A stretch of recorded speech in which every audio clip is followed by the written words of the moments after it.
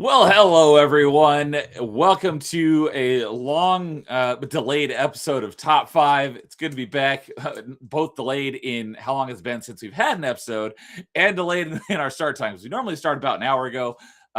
Jason was busy with real life stuff, and so I pushed the time back a little bit.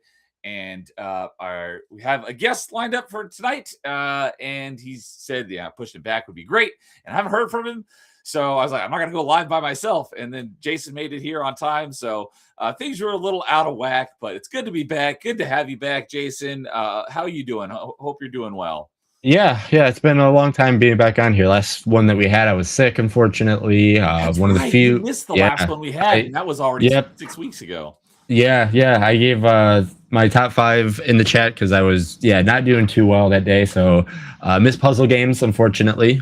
Did watch a little bit of it until I fell asleep watching, unfortunately, because again, being on the flu meds and everything like that. But yeah, it's been a while since I've been here, and it's glad to be kind of back in the office. It's been a while since I've been in the office with a lot of stuff going on around here. So Yeah, so the last one you would have been on would have been in January for Top 5 2025 games. I totally forgot about that because the last one we had was puzzle games. That was on February 3rd. So we had one scheduled for February 17th. It was Valentine's Day themed, but it kind of fell apart. So we just scrapped that one. And then 2 weeks ago, I was out of town. So we didn't do one then either. So we're back.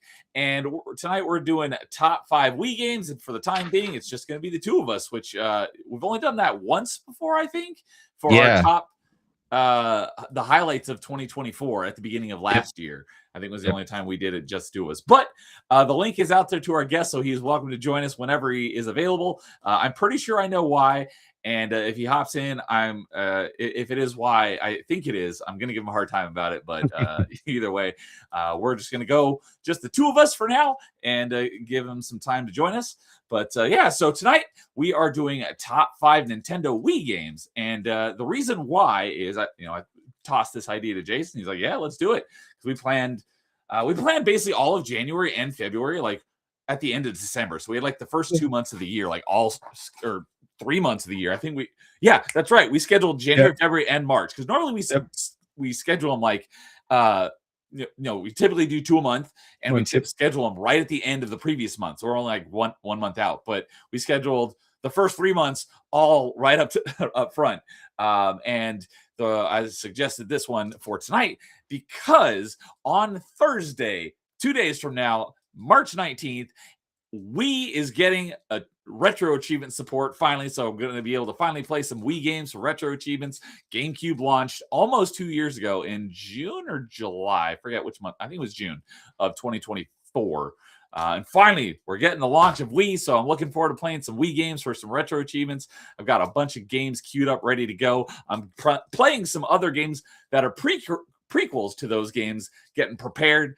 So I was like, hey, Wii is getting retro achievement support on March 19th. We're going to be doing a top 5 on March 17th. What do you think about doing Wii games? He's like, yeah, let's do it. So that's why we're doing Wii games tonight in honor of retro achievement support, adding Wii finally on Thursday. And I'm mentally I'm ready, but I still have a little bit more to do because a couple games that I want to get through before it launches, or at least before I play the sequel to these games on Wii here very soon. But before we do, I have 2 questions to start us off. One is the usual of like, how difficult was this list for you?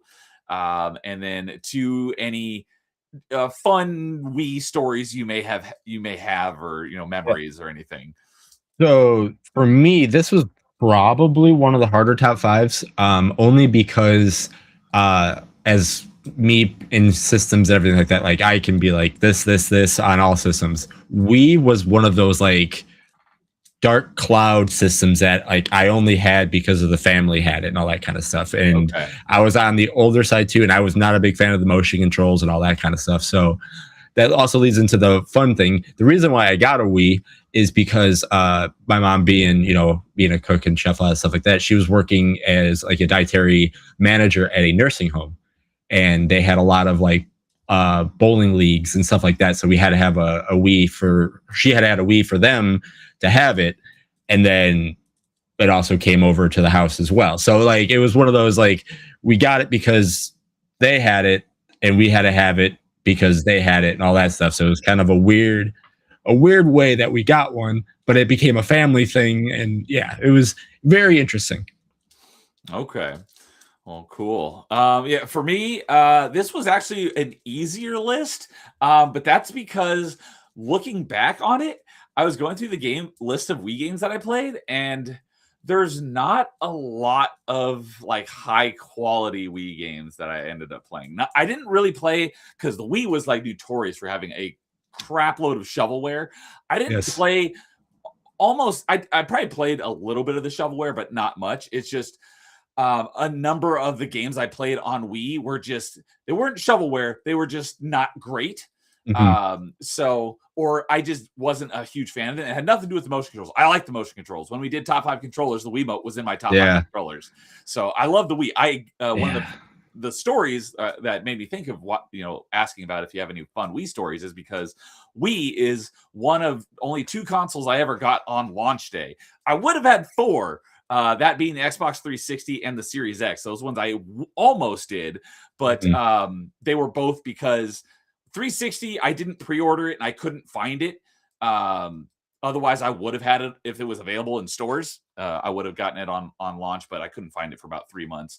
The Series X, I actually had it pre-ordered, and Microsoft screwed it up, and they canceled my order the day the console launched. So I ended up not getting it on launch, and I had to wait like 6 months till I found one. So those two I should have had on launch, but I did not. But so the only 2 that I did get on launch day, 1 was GameCube, 2 was Wii.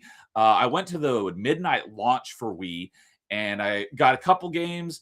And then I also got sold on a couple games. I went to a GameStop, and I'm not going to mention which games I got for the Wii because those are going to be on the list. But some of the game, I think there were a couple other games that I bought. The guy that was worked there suggested, he's like, "Hey, try this out, and I got like two more games or so. One that is not on my list, but I will be playing it for retro achievements, and I never actually beat it back in the day.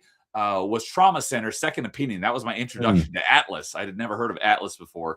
And then later on, once I discovered the franchise, not that I played it, but I've heard about the franchise because it's gotten really popular, the Persona franchise, and knowing that was from Atlas, I'm like, oh, hey, I know Atlas from Trauma Center.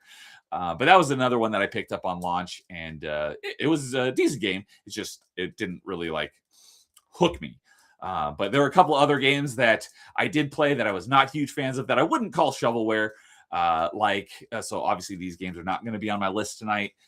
But one that I just recently replayed on Metroidvania Monday, and that was Metroid Other M. It's a bad Metroid game, but I wouldn't say it's a bad game. I played it when it first came out, not like on launch, but I GameFly'd it back in the day. And I was like, it wasn't too bad because I was hearing a lot of negativity about it. And then I was like, I didn't really mind it that bad. But then just replaying it again last year for Metroidvania Monday, I hated that game. Yeah, it's okay to hate. But I am going to be playing it again very soon here for Retro Achievements, despite my hatred for it, because it is Metroid and it's my second favorite franchise.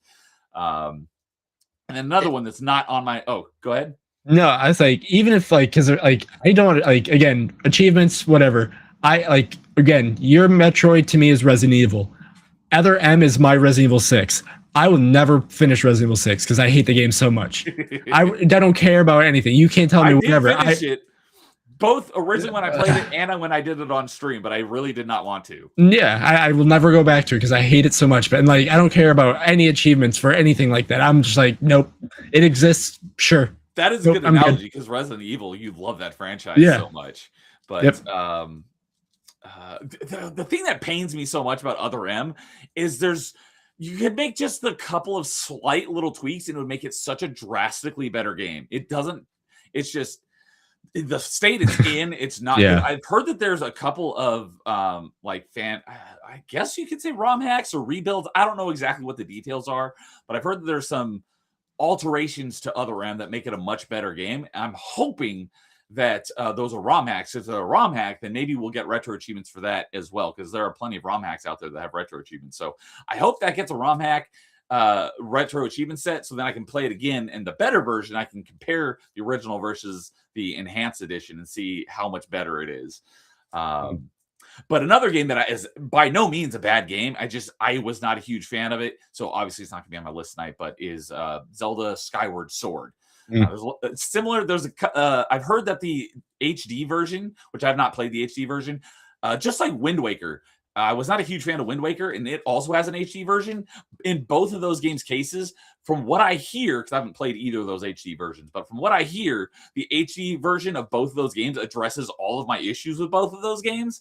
So it'd be nice if we got some sort of ROM hack of Skyward Sword that backports a lot of those fixes into the original version. Maybe we could get retro achievement sets for that. But I will be playing Skyward Sword again for retro achievements here soon. I'm actually looking forward to it because, like Wind Waker, I only played it the one time when it came out, and I haven't played it since. So I am actually looking forward to playing it again. It's just I wasn't a huge fan of it. So yeah, that's kind of the background on the Wii for me. And yeah, so before we get on into it, I see a couple people in chat. See and Raw over on the Twitch side saying moo. Good to see you, Ra. As always, you've been very consistent. I've seen you hopping in pretty much all of my streams lately. So good evening to you. And Dude is over on Rumble saying howdy. And yeah, he messaged me right before we went live because you're almost 30 minutes late. Is this thing happening? I was like, yeah, we're just trying to figure out whether we're actually going to do it tonight or not, whether just the two of us or and it's like, yeah, we'll go ahead and do it. And maybe our guest will show up at some point. So and I did ask Dude if he wanted to be on the panel. He's like, I didn't really play that many Wii games. I was like, fair enough. I asked it. He's right with me. Who are big gamers, or a couple of people who are really big Nintendo people. I'm like, hey, would you want to be on top 5 Wii games? And they're all like, I didn't play almost any Wii. And I was like, yeah, why is this such the black sheep of the family, even though it's sold like crazy? Yeah. I mean, to be honest with you, I feel like when the Wii came out, I was playing like a console, like a PlayStation or an Xbox, and then I had my DS. And the DS I felt to me was like, oh, cool, I have my Nintendo system right here, because a lot of the games were all on there, and I'm like, this is great. So I was more on the handheld Nintendo train and console, everything else. I'd have to go back and look at the list of DS games I played, because even though I have a DS and I have my Wii, you can't see, but my Wii is literally right behind my Super Nintendo there, and it's hooked up to the TV on the other side of this wall, so I could boot it up and play it. But both consoles, I didn't actually play a large variety of games for either one of them. So my list, when I was actually making it, although it was relatively easy, my top 3, those were piece of cake. It was my bottom. My number 4 and 5, I was like, I actually have to go and look through some of the games I played, and some of them I had forgotten because I only rented them, but I actually really enjoyed them. So I had to figure out it wasn't like difficult to scale down for this one where I had too many to pick from. It was like, I need to fill these spaces. What the heck did I also really enjoy on this console? So but yeah, so Dude says, I mainly didn't play Wii for 2 reasons. No Chivos, totally understand that. And it was in the living room, so limited play time to play it anyways. Oh, he did mention that when I asked him. He said something about the living room. I'm like, isn't that where the console's supposed to go anyways? But that would mean the TV that everyone in the family uses. Yeah. And so you'd have to get the TV to yourself, and that might be difficult. So I did not connect those 2 dots until just now. And that makes sense. For Dude too, that's why I didn't play a lot of the Wii as well. And again, the games is one reason, but yeah, it was in the living room. So my systems were always in my room, and when this was in there, it's you had to make time to do it, or if they're gone in your home or something like that, then cool, I could play certain some of these games. But yeah, most of it was oh yeah, it was in there the whole time. I didn't play very many games in the living room. It was more in my room or somewhere else. Okay, I was fortunate enough by the time because the Wii launched in 2007. I want to say. Yes. Wait, is that right? No, it was later. No, isn't 2006. Because Yeah. I'm pretty sure it launched like almost a year after 360, and the 360 launched in November of 2005.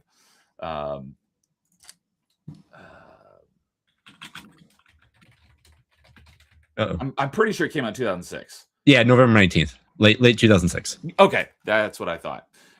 So 2006. By that time, I actually had a TV in my room, and so I was able to play it whenever I wanted to. So I didn't have that problem, but I totally understand.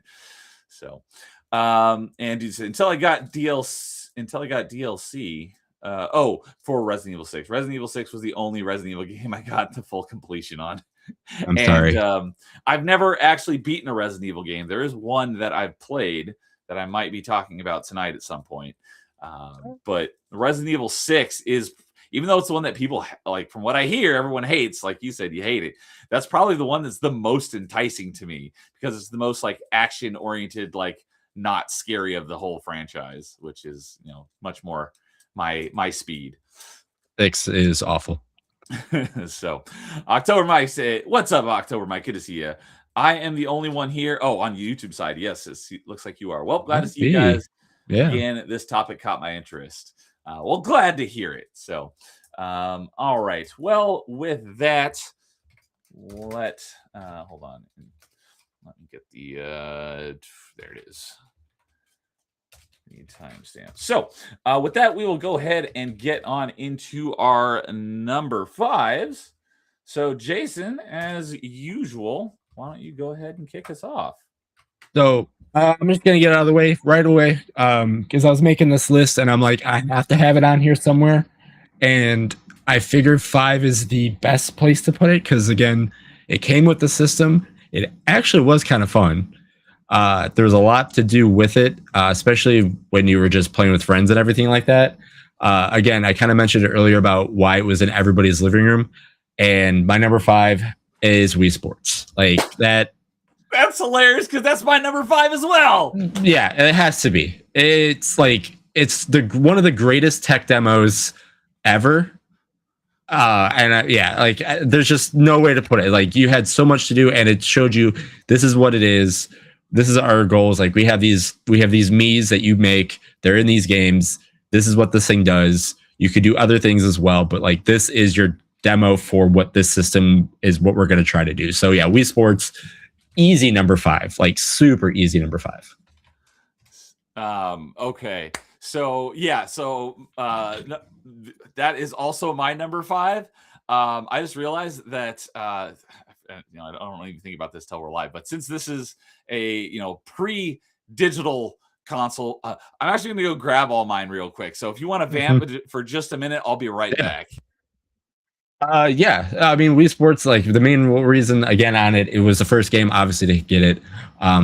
Like, it literally made a like I said, I was talking about the nursing home. They had a bowling league on nights for the residents to come and play, just because obviously they can't get out and everything like that. And like, it's insane that something like that got families together, families up playing video games when there was other games that did that, and just bonded over that again. It was like how Nintendo did it back when they first came out. It's like, hey, we're an entertainment console that we're just trying to do things. And then the Wii just sparks that same imagination with sports, of all things. A lot of people that are sports fans are not sport fans, but like, everybody remembers bowling. Everybody remembers doing the 100-pin strike challenge. Everybody remembers, I got it on the rail and hit the button. I forgot about that. Yeah, like, there's so many crazy things. And then the golf was fun. Baseball, like, there was just, it was great. So I went to go grab it because it was in the other room, but I got my copy right here, Wii Sports. Still got the disc right there. But yes, I never had the retirement home experience, but I do know that it was popular in retirement homes for the bowling and stuff. But yeah, so I've said this on a few streams that everyone in my family is technologically retarded. So I don't have any gamers in my family at all. Even my cousins who are my age, nobody's not that they're technologically dumb. It's just they're not gamers. I'm legitimately the only gamer in my entire family on both sides. So I never really had anybody to play with. So whenever people like, yeah, me and my dad or my grandpa even used to play together, I'm like, I'm super jealous of that because I always wanted to have, a family member to play games with. I tried to play with my mom and my dad a couple times and they were terrible. So I'm like, it's just better if I play on my own. Wii Sports is the one and only time in my entire life the entire family got around and played a game together, and it was so much fun. That is literally like a core memory. At Christmas time, I brought my Wii, and people who have never touched a controller before in their life were able to play a game, and we were all able to play and have a really good time. So a lot of good memories with Wii Sports. I never played Wii Sports Resort. I think that one actually required the Wii Motion Plus, which I did. Have. It just, it added function a little more. Like, I would technically put that over Wii Sports in a way, but like Wii Sports is the first, it's the original, but like Resort is great as well. It just adds a little more. Yeah, so I never actually got the little Wii Motion Plus attachment, but when I got, because I got Skyward Sword on launch in the special edition, and it came with the Skyward Sword Wiimote, which has Wii Motion Plus built in. So that's the only Wii Motion Plus I have is right here on this one. But yeah, so I've had a lot of fun playing the boxing, the bowling, the tennis, the golf, the baseball, everything with family members who had never played before in their life, and we just had a blast. And I brought it down for Christmas the following year, and the same thing. So a lot of fun playing this game with my family who have never played video games before in their life. We were all able to bond over it, and it was a lot of fun. And I remember, just playing it in my room. Oh, look at that. We have a guest joining us, which I'll get to in just a moment. But as I said, I had a TV in my room, and so I was able to play this. And one day I was playing the baseball, the home run derby game for like a couple hours straight. And I was just knocking homer after homer after homer. The next day, my arm was freaking sore. So the best way to do the home run was just like snapping the wrist? I was not doing it that way. I was doing it like legit. Oh, yeah. If you just went like this, it would just hit it because the snap of the wrist is all it was. That makes a lot more sense. So, all right. Well, we have our guest finally joining us nearly an hour later. Well, let's see what he has to say. What's up, Lowest Expectations? How's it going? Well, hi. Thank you for joining us. I do have to ask, what's your excuse? I just had the worst sleep imaginable. Oh, no. So I even set an alarm, and then I slept straight through it. Okay, so I was right. I had a feeling that was the case. That's it. Well, either way, glad that you're here. I figured you'd show up eventually. That was my guess, was that you probably overslept. So I'm glad that you're here, and we're still in our number 5. So you haven't really missed much, other than we were talking about how difficult this list was for us, and just any general Wii memories you had. Like I was talking about when I went to the launch party to get it. So if you want to go ahead and chime in with any Wii stories you may have, and how difficult this list was for you, I'd be interested to hear it. Well, I'll probably just drop a bomb here. The Wii is actually my least favorite Nintendo console. Okay, that's but I still like it. Okay, so. I get it. I really like the Wii, even though after making this list, I was like, there wasn't really that many Wii games that I really liked, but I do like the Wii. So maybe I'm one of the weird ones, but I actually liked the Wii U way more than the Wii. Okay, and I've never played a Wii U before. I'm with you on the Wii U. Yeah, it's an underrated console, I think. And that's funny because the Wii sold like hotcakes, and it's like, there wasn't that many like super high quality titles for it. But then the Wii U didn't sell, and it sounds like Wii U had a lot of good games on it. Yeah, it did. So, so also I never got a Wii U like until after the Wii U, or I never got a Wii until after the Wii U had already come out. Okay. So it was like 2012 or 2013 when I got it. And my main motivation for getting it was actually Skyward Sword, which is not on my list. That was one of the things I was talking about where so for me it was a pretty easy list to make, and normally it's tough to narrow it down to 5. This one I actually had like 3 that were super easy, and the numbers 4 and 5 actually had to find games to fill those slots. And I was just saying, like, I didn't play a lot of the shovelware, but there were some games on Wii that were, good games. I just didn't click with them all that much, and Skyward Sword was one of them. So Skyward Sword is also not on my list, but I am going to be playing it again here soon because you probably missed it, but the reason why we did Wii games tonight is because this Thursday is when Wii gets retro achievement support. So I thought it'd be good to have top 5 Wii games right before that happens. So I will be playing Skyward Sword again here in the near future for the first time since it launched, essentially. So it'll almost be like a first playthrough because I only vaguely remember much of it, other than I didn't dislike it. I just wasn't a huge fan of it. So, but yeah, we were just both of our number 5s was Wii Sports. So we were just talking about Wii Sports. So do you have any thoughts on Wii Sports?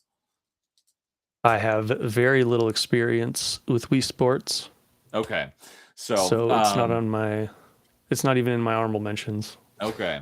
So, but yeah, because Jason has a background in actual real life bowling. How did you have a lot of fun playing the Wii bowling? Yeah, I mean, it was one of the fun things. Is I mean, it didn't take me long to get a 300 in the game because there's ways to cheat around it. But I mean, the idea of like having to turn the wrist to see the ball hook or stuff like that, throwing backwards balls by reversing, like it did a good job on that aspect of it. But I mean, we all did the thing where we just held the thing in the air and then just kind of dropped it, and it just kind of went where it needed to go. So there was like kind of cheats around it. And then, I mean, to this day, when a ball in like an actual alley gets dropped or anything like that, a lot of the people that played Wii kind of do if they're standing, they'll do the jump turn kind of thing, just like because they knew that action from Wii Sports and everything. So like, yeah, they did a pretty fun job. But yeah, I had forgotten about that 100 pin one where 100 pin challenge was so good. Yeah, that was a lot of fun. I played a crap load of that, and I just totally forgot it even existed until you mentioned it. That was my favorite. So that was a lot of fun. So we got Rocker Dude. Good evening, Rocker Dude. Good to see you again. And I did not finish Mini Shoot last night, but I'm very close, so I'll probably finish that next Monday. But good to see you. He says Wii Sports is goated. Awesome. Glad you enjoyed it as well. Let's see here, dude said Summoning Salt did a great video on Summoning Salt. Must be a YouTuber or something. Never heard of him, but did a great video on speed running Wii Sports Golf. Yeah, Summoning Salt's really good on doing like mini documentaries on speed runs. So, and then dude says Skyward Sword does have some good dungeons, a great Zelda, who is top tier waifu, and Groose. Can't really argue with that. And I've heard, I didn't really pay attention to it much back in those days because, like I said, I was never really paid much attention to video game music until I started my YouTube channel. But I've heard people say that Twilight Princess has a really good soundtrack. So when I play through it again, I'm going to be paying attention to the music. It does. I'm talking about Skyward Sword, not Twilight Princess. But Skyward Sword does too. Okay. They both have great soundtracks. I'm going to be playing them both, so I will pay attention to the music more than I did, back in the day. Dude also says, too bad the motion controls never worked for me, and is it Fi or Fee? I'm going to go with Fi. But Fi was everything wrong with Navi turned to 11. That's one of my biggest criticisms with Skyward Sword is freaking Fi is way more annoying than Navi. So, exactly. So, all right. Well, that is both Jason and I's number 5, Wii Sports. So, what about you, Lois? What is your number 5? So, my numbers 4 through like number 7 are so close to each other. It was super difficult to pick. Okay. I literally changed this one at like the last minute before I went to bed. So, number 5 is going to be Pikmin 2. I thought that was a GameCube game. I mean, I know the original one was. Oh, it was a cross release? Yeah. So it came out of the GameCube first, and then on the Wii second. And the Wii version is different because it feels like it plays completely different. And I think it's better for it on the Wii. because if you've ever played it on the GameCube, you run around with your Pikmin and you can like aim and throw them with the C stick. On the Okay. Wii, you use the pointer Okay. instead, and it's so much better that way. I wouldn't want to play it any other way after that. Nice. So one of those motion control games where the controls make it way superior. Oh yeah. I've got one of those on my list tonight to talk about. Although that is on my honorable mentions, but I'll mention that when we get to it. So I was just looking this up. So it looks like kind of like Smash Brothers, where like every game in the franchise is on a different console. Essentially, you got Pikmin 1 on GameCube, Pikmin 2 on Wii, Pikmin 3 on Wii U, and then Pikmin 4 was on Switch, right? Mm-hmm. I did not realize that. And I'm also looking at Pikmin on Retro Achievements, and Pikmin 2 both have a bunch of ROM hack achievement sets as well. So I believe Pikmin 1 was also ported to Wii. It was. Oh, okay. Yeah. So I haven't played that version of the first one, but it probably has like the same controls and everything. So it's probably better on that too. Pikmin 1 and 2 were on Wii. Yes, you are right. And let's see here. While we're talking about it, it looks like. Oh no, I was going to say it looks like Pikmin 1 on Wii is getting an achievement set, but it doesn't look like anyone's currently working on it. Pikmin 2 is not either, at least not yet. But they probably will, given how popular the Pikmin games are. So I don't have the Wii version on this website that I'm showing here, but yeah. Oh, is that IGDB? Yeah. Okay, it's like that page looks familiar. So my only experience with Pikmin is Olimar from Smash Brothers. I've never played any of the Pikmin games, but I know they are popular. So they're fun little games. I would imagine that if you were trying to go for the like retro achievements for them, it would probably be a real pain though. Oh yeah, because there's some insane ways that people play those games. Oh yeah, on the Wii, the box art of the Wii version of Pikmin, it says new play controls. So yeah, that makes sense. So Pikmin. So you probably played Pikmin 1 on GameCube and then Pikmin 2 on Wii. Is that right? Yeah. Okay. So it sounds like the controls with the Wii are way better. Overall, as a game, do you prefer Pikmin 1 or Pikmin 2 controls notwithstanding? 2 by a long shot. Okay. And the reason for that is just like there's so much more content in 2 than there is in 1. Okay. Like there's this huge like dungeon system that the game has that like makes the game way more challenging, and there's like these really like terrifying bosses in there that are way more difficult than anything in the first game. So like in my opinion, the first game is really, really easy. And the second game just like turned everything up to 11, basically. In a good way. Yeah, in a good way. Like in terms of like content, challenge, stuff to do. And so you would I don't remember about like the other game modes or anything, but so between the Wii and the GameCube versions, you would definitely recommend the Wii versions over the GameCube versions? Oh yeah. Okay. Like the GameCube versions are still good, obviously, but I would just prefer it with the motion controls because it makes everything more precise, way more accurate, precise, yeah, and more fun in my opinion. So okay, cool. I am not a motion controls hater. That's not why the Wii is my least favorite Nintendo console. Yeah. Least. I don't know what I would probably have to say. Even though it's similar for me, because I have no problem with motion controls. Said earlier on the intro that when we did top 5 controllers, the Wiimote was in my top 5. I love the Wiimote and I love the motion controls. Oh yeah. I hadn't actually thought about what's my least favorite Nintendo console. Obviously, it has to be ones that I've actually played a significant amount of, which would be Super Nintendo, N64, GameCube, Wii, and Switch. I would probably have to say Wii too, but just because the amount of high quality games is lower than basically all those other consoles.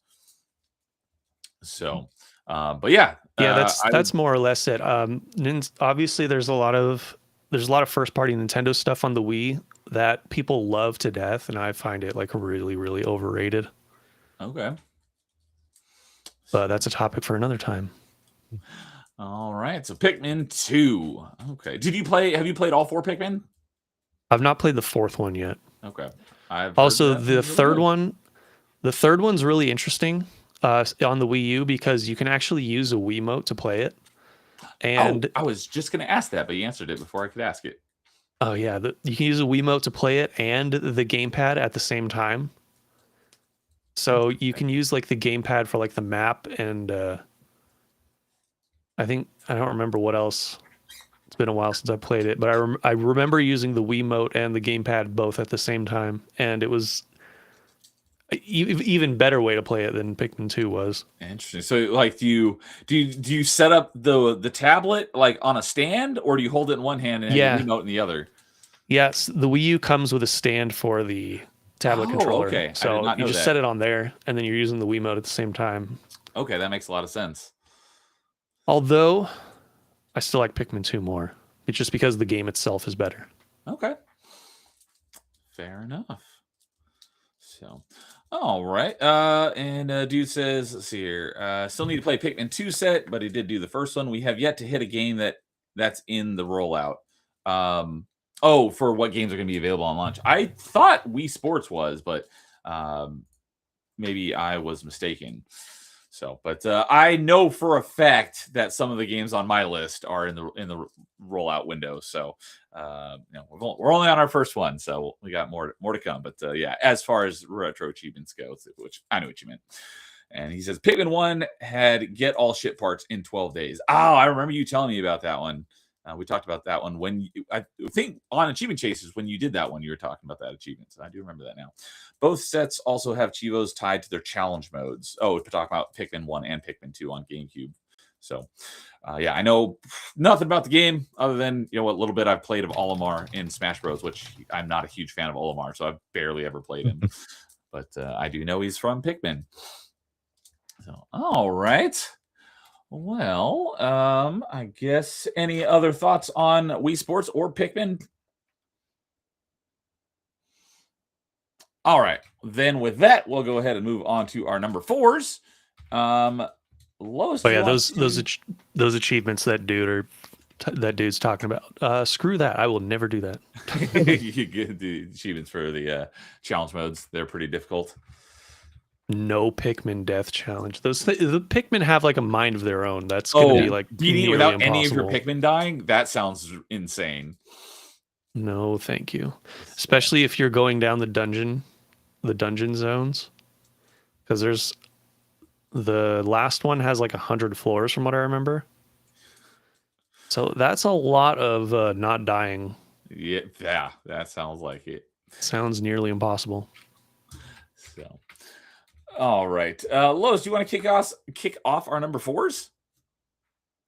Sure. I guess this one's kind of coming off a similar thing because it's one of those that is better on the Wii than it is on the GameCube, in my opinion. Okay. But this one's only on the Wii. It was only the previous 2 games that came out on the GameCube. And that's Metroid Prime 3. Oh. Metroid Prime 3 is my second favorite Metroid Prime game. Behind the first one, I assume? The first one, yeah. Okay. So you like 3 more than 2? Yeah. But I've only played 2 once back when it came out, and that was it. Okay. I never owned it. I borrowed it from a friend. That's right. I think I remember you mentioning that before. Yeah. So I'd have to go back and try them both to get an updated opinion, but as of now, 3 is my second favorite one. Okay. And what did you like about Prime 3? The motion controls. I thought it made the game way more fun. And also, I've heard a lot of people complain about like the corruption mechanic. I actually like that because it felt like I was in danger more, whereas in the first 2 games, it didn't really feel like that very much. Because I don't know, I don't consider 1 or even 2 very difficult. Yeah, I've said that of the Prime games, I think 3 is the hardest, but that's because in Prime 1 and 2, there's only normal and hard, and I didn't think hard mode was really that difficult. on either of them. Prime 3 has 3 difficulties. You have normal, hard, and I think like hyper mode. And hyper mode was out of the the 3 Prime games, at the time. Hyper mode, the only thing I don't believe I ever beat the game on hyper mode. I got to the final boss and I just could not beat the final boss on hyper mode, no matter how many attempts I made. So by that, the fact that I don't think I ever beat it on the hardest difficulty, I would agree that Prime 3 was the hardest of them. And I wouldn't say I have a problem with the hyper mode, because I do like being able to go in the hyper mode and be able to almost instant win everything. The biggest issue I have is it more so the side effect of how the game is designed, because a lot of the late game enemies are designed to be defeated with hyper mode, and if you don't, they're just crazy bullet sponges. So that's really my only issue with hyper mode, is how strong they make a lot of the enemies later in the game, because they want you to use hyper mode to beat them. So just a little bit of a nitpick. But yeah, I really like Prime 3, and it's I will, spoiler alert, given that Metroid is my second favorite franchise, Prime 3 is on my list somewhere tonight for my top 5. So I know that's going to be a huge shock to everyone. But yeah, I like Prime 3 as well. But like I said, I've also only played this game once. It was probably back in like 2013-ish. Okay, so it's been a long time since you played Prime 2 or 3. It's been a long time since I've played all of these games on this list. Okay. So a lot of this is going off of memory, and I'm probably going to get a lot of stuff wrong. So that's okay. My number 4, I rented and I have not played it since. But all the rest of the ones I have owned and I've played, maybe not in a while, but some of them, like Prime 3, I just played it on stream last fall, because I was going through almost the entire Metroid franchise on stream. So I just recently played Prime 1, 2, and 3, and 4. But yeah, as we said on our Prime 4 roundtable, my ranking is Primes 1 and 2 are almost even. Prime Remastered is at the top because of the modern controls, and then Prime 3 is just a little bit below it, because I do really like it, but there are some things that I don't like as much as 1 and 2, and then Prime 4 is a ways down here. So yeah, but yeah, I have played them all fairly recently, so yeah, I'll probably talk about it a little bit more when we get to it on my list, since it is on my list, as I said. So okay. Prime. A couple more things. Yeah, I was just going to say, anything else you want to mention on Prime 3? I think that I forget what it's called, but that Sky City zone is probably like the Sky Fortress, I think. I don't remember what it's called. It's the one with like the floating city in the cloud planet or whatever, or in the clouds of a planet. That is probably my favorite zone in the entire franchise. That is a really cool biome, if you want to call it that. That place is so damn cool. Skytown. That's what it was. Skytown. There Skytown on the planet Elysia. That is I do really like that. That is cool that you're on this like floating city. That's definitely a cool, interesting setting. And then you don't drop the whole city, but you do drop a bomb from the city to blow up the shield, so you can get to the Leviathan seed on that planet. So yeah. Yep. All right. Any other things you want to mention on Prime 3? Nope. All right. Yeah, we got a new name in YouTube I've not seen before. Noah Barger. Welcome. Saying that game is very controversial. I'm assuming you're talking about Prime 3. Yeah, it's it kind of divisive. It's kind of polarizing for people. There's usually not many people who are like in the middle. It's usually like, I really like it or I really hate it. I do really like it. It's just, I don't like it as much as Prime 1 and 2, but I do really like it. So yeah, Skytown is way too linear, says dude. Understandable. That was probably one of the biggest complaints of Prime 3 is, it's too linear for a lot of people, compared to Primes 1 and 2. Which I get. I don't have an issue with that though, but I totally get it. I don't think it would be as It's not as much of an issue as it is in Prime 4, because in Prime 4 is also really linear. But even though it's linear in Prime 3, it's still way more fun, from what I remember, at least. So, all right. Prime 4 has a lot of generic zones, and they're just not very interesting. Except for the Vault Forge was kind of cool looking, but it was also kind of ridiculous. Yeah, Vault Forge was probably my favorite of the biomes in that game as well. It looked cool and had some dope music. But yeah, the linearity of Prime 4 was a disappointment given, but that's basically due to the way they designed the map. And it's funny because when they were talking about their inspiration for it was Hyrule Fields essentially, and it's funny because I'm currently in the middle of playing through Ocarina of Time again, and I'm probably I just got into Ganon's Tower a couple hours ago, so I'll probably finish it tonight. But playing through it and being in Hyrule Field, I'm like, yep, I totally see the inspiration for Prime 4 and where it comes from. Makes total sense. Not that I haven't played Ocarina of Time before; it's been a very long time since I played it last. But yeah, it's like that is not what I want in a Metroid game. Zelda, that's fine. Metroid, no thanks. So, all right. Well, I think since I kind of lightly alluded to my number 4, I think I'll go ahead and go next on my number 4. And this is the one game on my list I don't have a visual aid for because, as I mentioned, this was something I rented from GameFly back in the day, so I don't actually own this anymore. But I had a lot of. Oh, I should have gotten. I should have grabbed my my nunchuck, but my nunchuck I think is in the family room. I only have my Wiimote because it was on my shelf right here. But anyways, my number 4 is a racing game, and it's a Need for Speed game, and it was the sequel to what is my favorite Need for Speed game. But I played that on 360, and that was Most Wanted. Great racing game. But the sequel was Need for Speed Carbon. I played Most Wanted, like I said, on 360. I played Carbon on Nintendo Wii. And the reason why I put this on my list is because Carbon on Wii had like 3 or possibly 4 different control options. I think you could play it like this if you wanted to. But I played it with the Wiimote and the nunchuck. And the thing that really made me love this game was the control scheme I went with was this, the Wiimote is your gas pedal. So you do this to go faster and you hold it up to go slower. And then not actually the joystick, but the actual nunchuck was your steering wheel. So you tilt it to turn right and you tilt it to turn left. And then the Z button was your brake. So using this as your gas and then using the nunchuck to steer was really cool. So I know it's really unorthodox, especially for a racing game, but I freaking loved it. I played the entire game that way, and I had a lot of fun with it.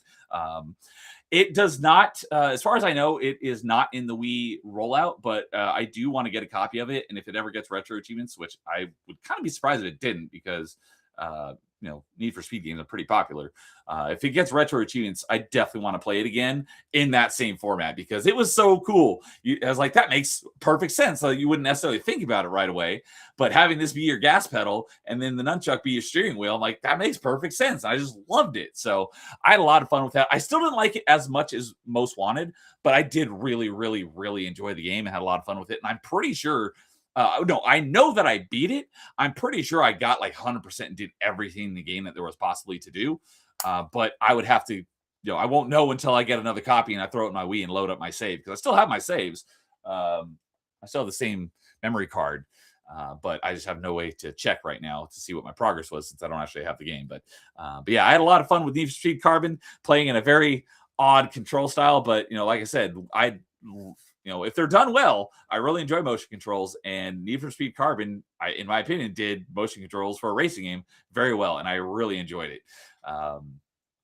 One of the, I don't know, one of the things about Need for Speed Carbon is it played very similar to Most Wanted, and I think they were probably built on the same engine, if I had to guess.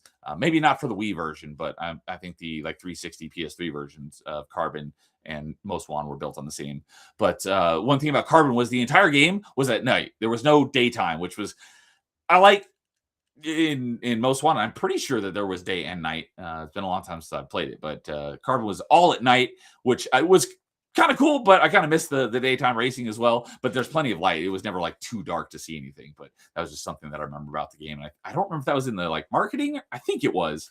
But yeah, Carbon was just like the entire game took place at night. There was no day racing in that one. So, but yeah, Need for Speed Carbon was my number 4, and I basically forgot that I'd even played it because I was looking through the games that I owned, and I was like, I had GameFly at the time. What were some of the Wii games that I rented? And I was going through some of the Wii games I rented. I'm like, oh, that's right, Need for Speed Carbon. So I want to throw that one on the list because that was a lot of fun, and I hope that I have a retro achievement reason to play it again in the future. So. Yeah, so did either based on Jason's look, I'm assuming that he probably never played this version. I mean, I played it on the PS2, but like as soon as you said like, hey, this is how you go, I'm like, my brain was taking a few seconds to like, okay. Yeah, you looked like, I'm what like, is he talking about? But yeah, I'm like I'm trying to just think how I would play that. I'm like, okay. I guess it's probably one of those ones where like if you do it, it will come to you naturally, but just like the idea of like, okay, I gotta go, and then I'm not turning with this, but I have to do this, and I'm like, oh man, I can understand going this way, but if I use the nunchuck analog, I'd be like, okay, that makes a little more sense. But no, it's like, I think that was also one of the control options to use the joystick, but I used the motion. You wanted everything, yeah, I got you. So. Yeah, it's like, given your look, I'm assuming you probably didn't play this version. Nope. So, and dude says Need for Speed Nitro is in the Wii rollout, but Carbon is not, which I never played Nitro, so I don't know anything about that one. PS2 Carbon is on, Need for Speed Carbon on PS2 does have retro achievement set.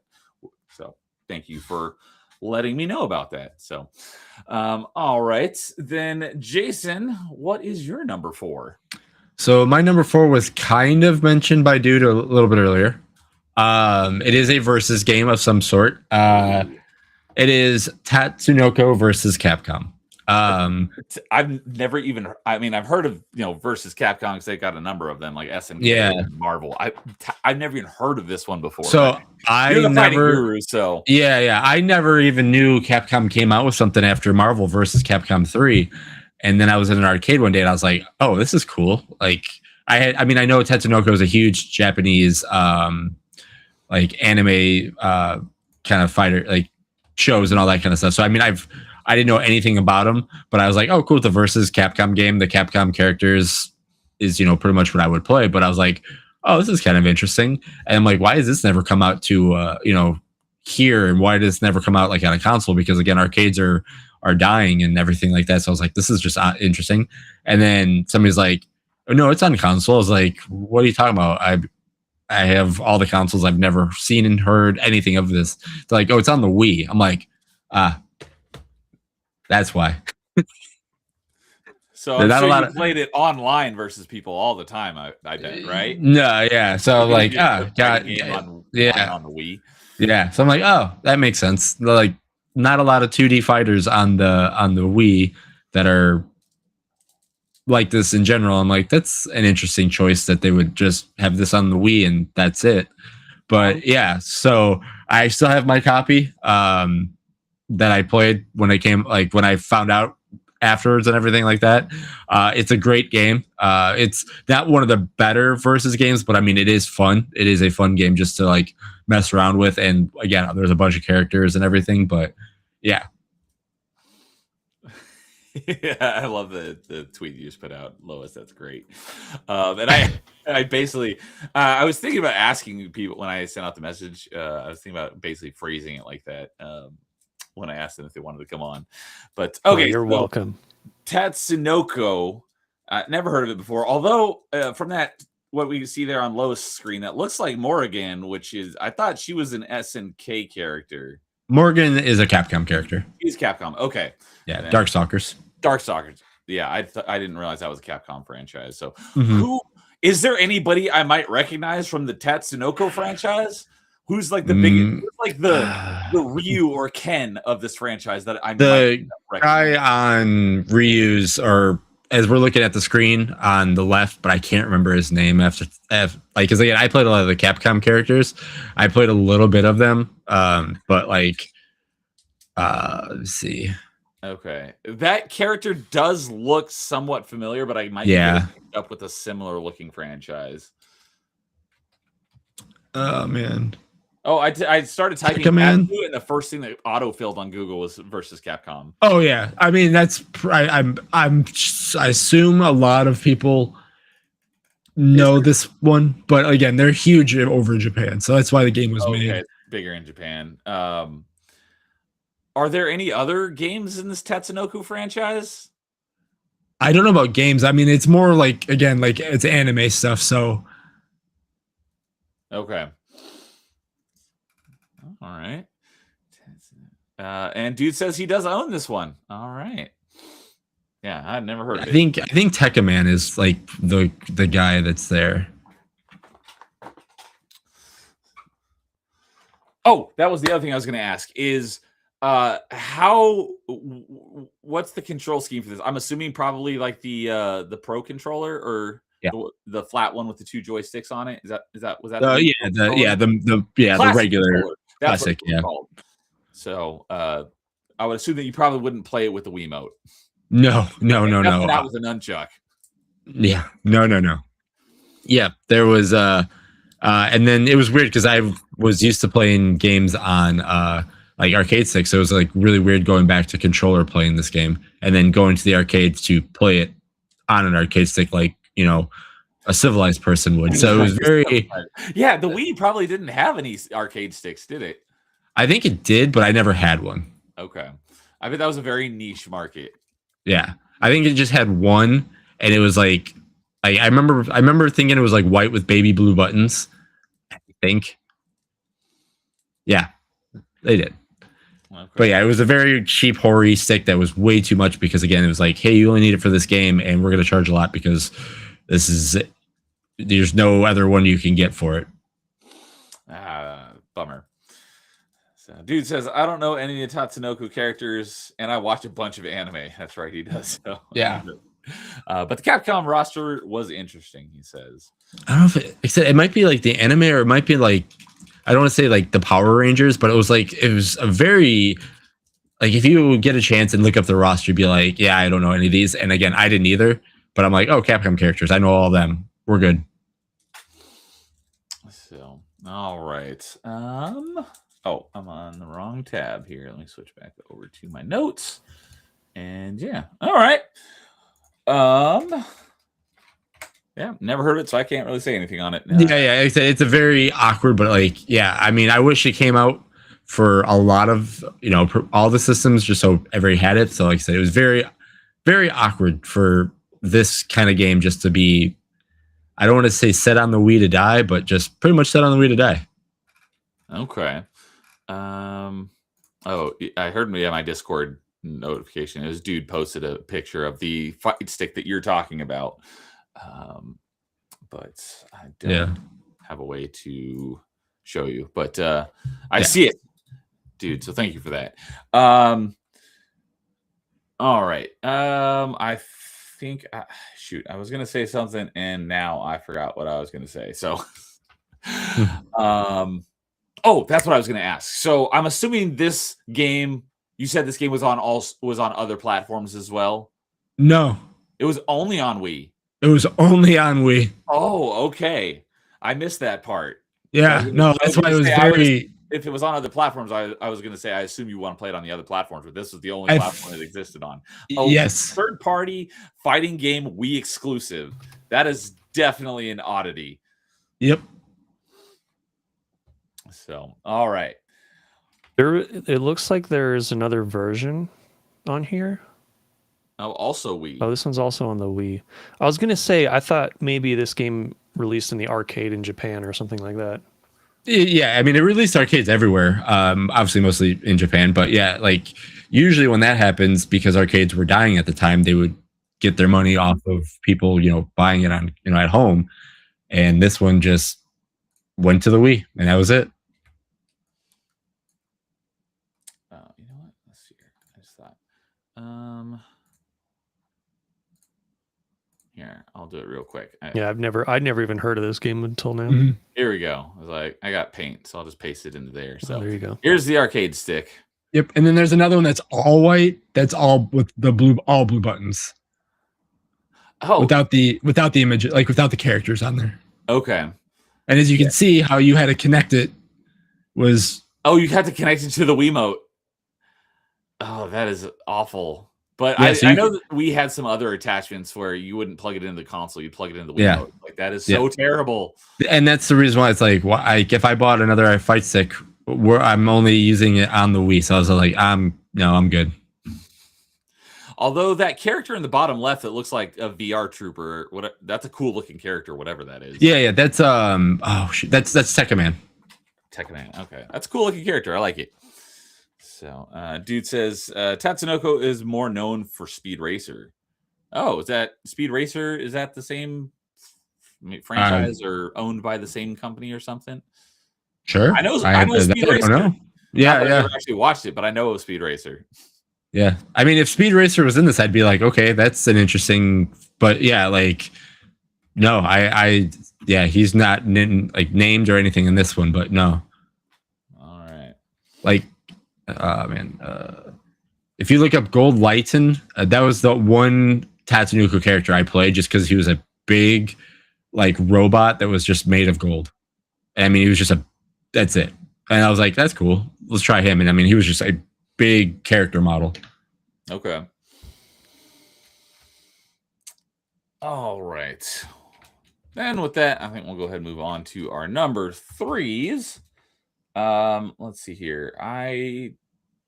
You both started one, so I guess I'll go ahead and start off our number 3s since I haven't gone first yet.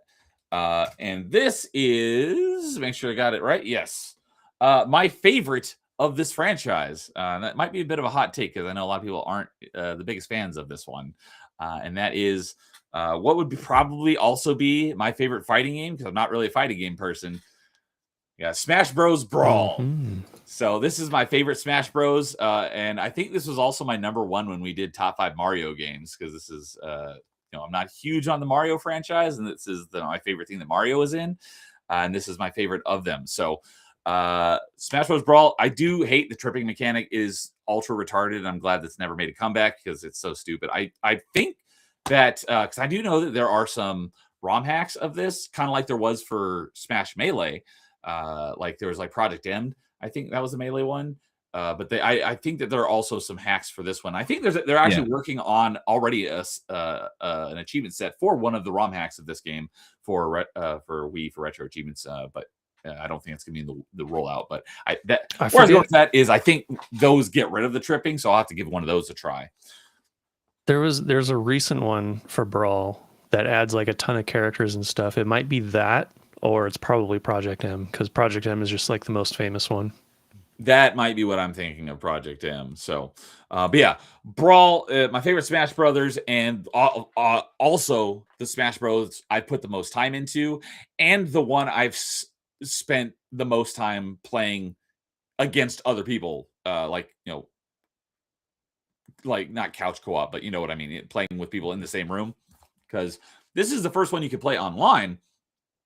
But that wasn't the greatest experience, especially when there was no way to talk to the people you're playing with. So I actually mentioned this just recently on a couple of my other streams. The 1 or 2 times I ever did play it online was with everyone else that I played with. They were also Xbox people. So what we did is we got into an Xbox party and then switched the input on our TV to our Wii. And then we played Smash Bros. Brawl against each other, but we were talking to each other over an Xbox party chat. So yeah, I would not recommend the online, but as Dude says, Brawl has a great single player game. The Subspace Emissary, I'm looking forward to playing through that again because I'm almost positive this is on the launch lineup for Wii for retro achievements on Thursday. This is going to be one of the ones that I'm playing like day one. Yep, Brawl is in the rollout. Thank you. I figured it was. I hadn't actually verified, so thank you for confirming that. But yeah, I have so many next to probably Halo 1, which is probably my number 1 favorite memories playing Halo 1 LAN parties back in high school. This is probably my number 2. This was a little bit after high school. This was when I was in college, but me and my college buddies, we would hang out. We would play the bejesus out of this, and it was a lot of fun and a lot of good memories playing Smash Brothers with my college bros. And I've all the unsurprisingly, like all the Smash Bros games, like each one in the franchise just gets like more and more robust with all the extra content it adds, and just like everything they had in this game. There was just so much in it, and I pretty much guarantee you I'll never master this on Retro Achievements. I probably never master Smash Melee because there's like beat insane mode on All Star without.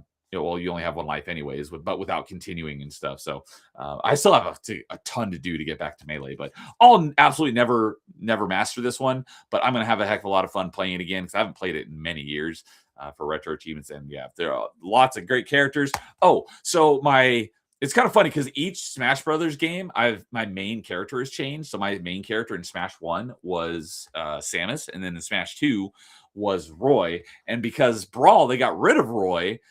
So I was like, let me try out the pseudo replacement for him, which was Ike.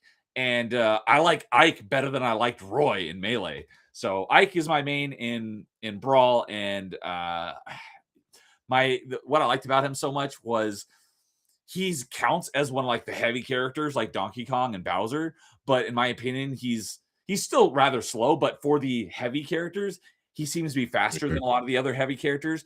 And he hits really hard and his attacks are faster than a lot of the other heavy characters. So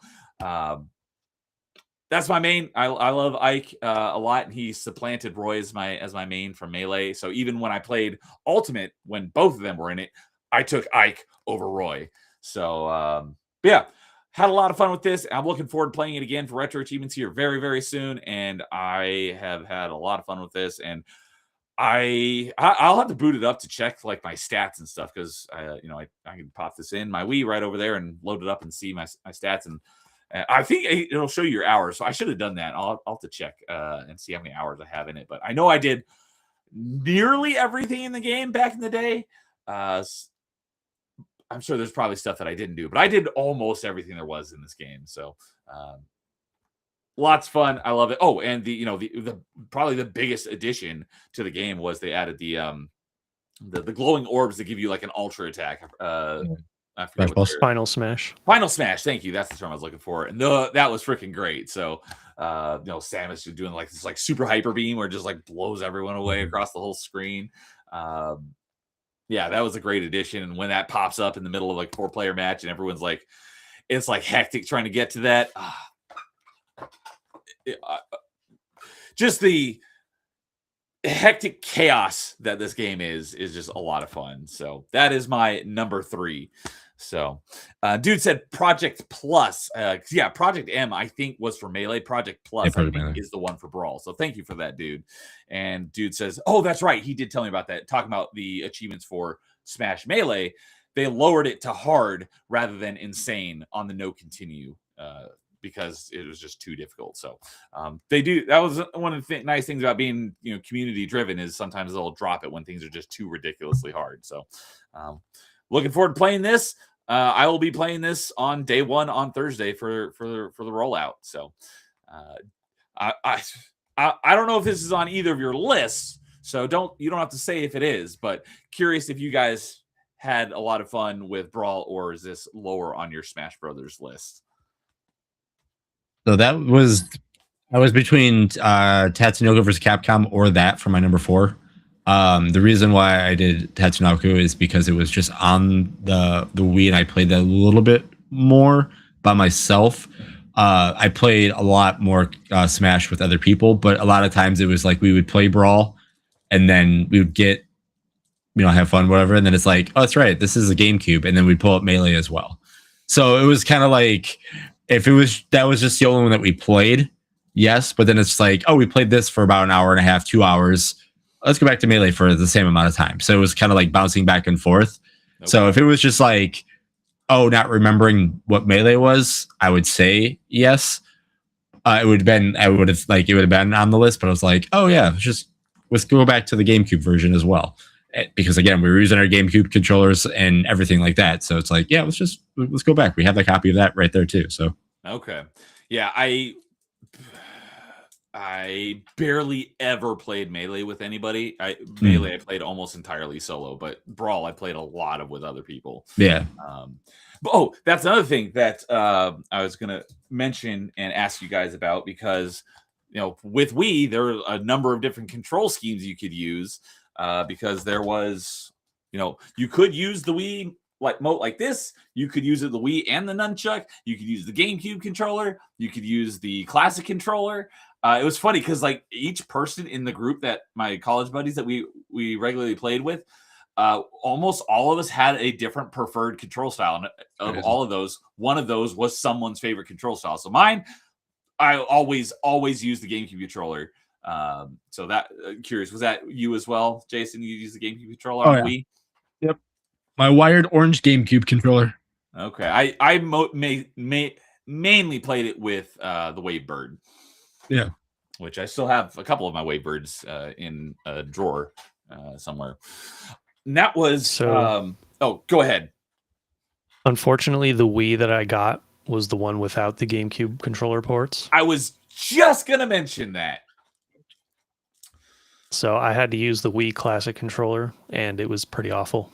Okay, I've never used the Classic controller, so I don't know how they were, but yeah, it definitely did not look better than a GameCube controller. No. So still use the GameCube controller to this day for that game, that very series. Nice. So yeah, because I ended up getting because the Wii was white, and that was the only, at least I think that was the only color it came in, at least at launch. They released a black one later on. I was like, "Ooh, I want a black one because black is my color." I will get tech in black 100 times out of 100 over tech that is in the color white. So I was like, "Oh, I want to get one of those." I ended up getting one and found took it home and like, how do I plug my GameCube controllers in? And found out there are no GameCube controller ports. And because of for this game, not being able to play with a GameCube controller, I took it back and returned the black Wii, and I kept the white one. That's the one I got at launch, is the one that's still sitting back there. And that's the reason why, is because there were no GameCube controller ports. I was like, who's the idiot who decided to get rid of the controller ports?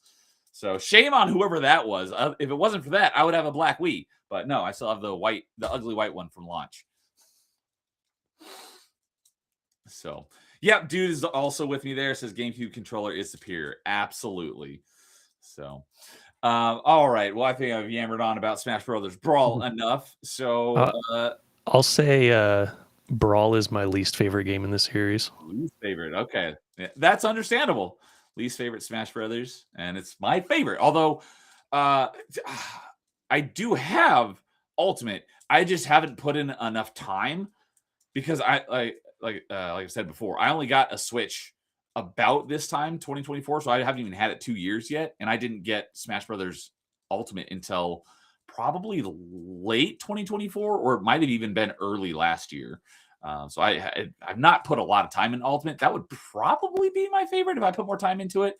But I do have to go with Brawl because I put a lot of time into it and I love everything about it. Whereas Ultimate, I'm not a fan of the single player mode, whatever. I forget what it's called, like the Spirit Quest or something like that. I don't like.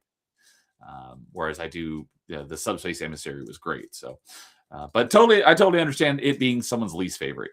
So. See, I do like Ultimate single player mode more than Brawls. Interesting. I thought the Subspace Emissary, a lot of people like to glaze that thing. I don't like it. I thought the level design was bad.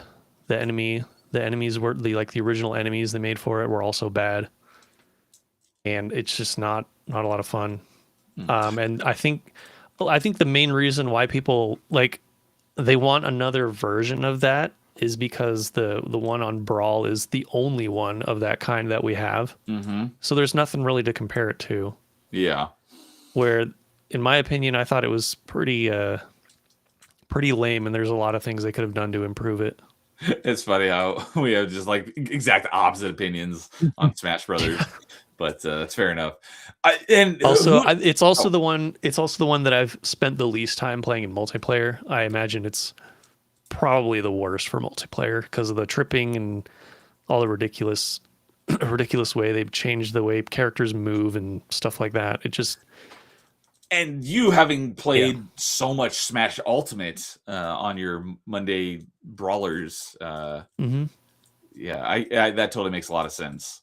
So, but what was I just gonna say is, who knows? It could be kind of like I was saying other to me for like Metroid Other M, where I played it when it originally came out and I didn't really mind it, and then I replayed it just recently and hated it. I only played Subspace Emissary once when the game was new. And as you can see, the game is 18 years old, so I probably haven't played it in almost 20 years. The Subspace Emissary mode, that is. So maybe when I go through and play it for retro achievements, maybe I'll have a completely different take on it this time. We shall see.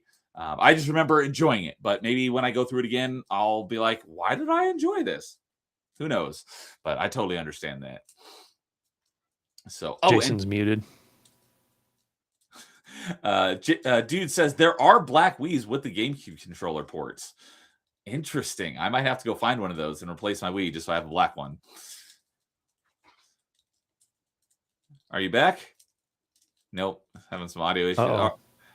All right. Well, while Jason's figuring out his audio, Lois, you want to give us your number 3? Yeah. So my number 3 is an odd one. Have you guys heard of a thing called Operation Rainfall? No, I've not heard of that. Check. Oh, yep, we heard you there. Back. All right, cool. What was he gonna say? Oh no, I was gonna say I get echo now. Give me a second. You sound all right. No, I have an echo on my end. Oh, on your end. I was like, we don't hear it. Nope, I can hear me talking. All right, there we go. No, I was gonna say is when you play Subspace Emissary again, you'll still like it. You'll see a couple things, you'll be like, oh, okay, this is some faults here and there, but you'll still like it. That's what I think. But hey, maybe if I tried it again, I'd like it. Who knows? I've also only played it once, so yeah. No, like the way you described it, you're gonna say the same way. Like, there's no other thing to compare it to. So like that's why we want another one, because it's like, oh yeah, this was good and I remembered it, but there's some parts where it's like, man, this could be so much better. And then when they gave us something different that there's like, oh, it's gonna be like that, so you're like, well, it's not the same, but it does its own thing. But if they did like a version of both of those together to make like the pun intended ultimate or whatever you want to say version of a single player, like it would do both things. So like I do understand where the people are like, oh yeah, it's the only time. But yeah, when you play it again, you'll be like, okay, I understand. So, all right. So what is Project Rainfall? Operation Rainfall. It was a internet campaign that started back in 2011. And what happened back then was there were 3 games that were being released for the Wii, but they were not coming out in North America. And one of them is a game called Pandora's Tower. I've not heard of this one. Was this a Japanese exclusive? It was. So I can't remember one of these games. Oh, this looks like a Wii game. Kind of is, yeah. Some of these games were coming out in like Europe, but not in North America for some reason. It was very strange. Like Nintendo of America were smoking crack back then for some reason. So I don't know. And one of these 3 games ended up being like one of the most critically acclaimed games ever on the Wii. Yeah, dude just brought it up. Xenoblade Chronicles. Oh, okay. I was going to say, one what are the other games that were Japan only? Yep. The other 2 were this one, Pandora's Tower, and another game called The Last Story. The Last Story I did not finish, so it's not on my list. Okay. But this game was really unique. Yeah, no, never heard of it, so tell us about it. The gameplay kind of reminded me of Resident Evil, because a lot of it had like the fixed camera angles, like that was kind of top down. But it was an action game and you'd fight enemies and you have like this chain thing that you use to like grapple enemies and also use it to like traverse the levels and stuff like that as like a grapple hook. So the whole concept is you're this guy, he has a girlfriend and she's like being consumed by this mutation sort of thing. And in order to cure her, he has to go into this tower, find like the flesh of some monsters, and then give it to her to eat so that she can, withstand this curse. And it's like the story is really like weird and disturbing because of that, and that's why I like it. But again, like I said with the other ones, I haven't played these games in a long time. I just remember really loving it. Okay. So if I had to, the gameplay, it does have kind of a Metroidvania element because some of like the grapple abilities and stuff that you do to interact with the levels, you kind of learn them as you go along. And then there's more parts of each level that you unlock through those abilities. Okay. So yeah, I'll have to after we're done here, I'll take a look at some videos of this game on YouTube, assuming that they exist. Maybe it's too niche, and see if it catches my interest, because action RPG I'm definitely interested in.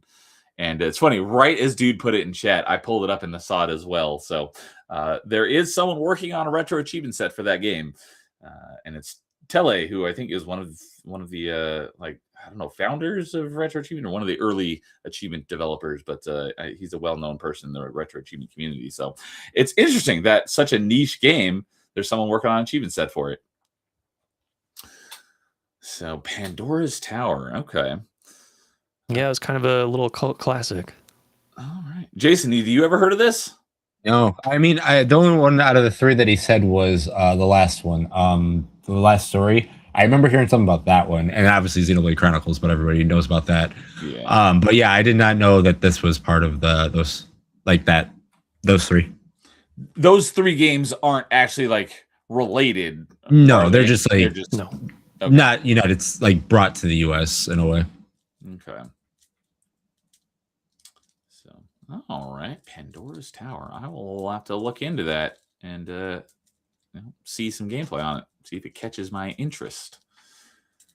So, all right. Yeah, this whole Operation Rainfall thing is another reason why I kind of hated Nintendo in this generation. They were on some crack or something.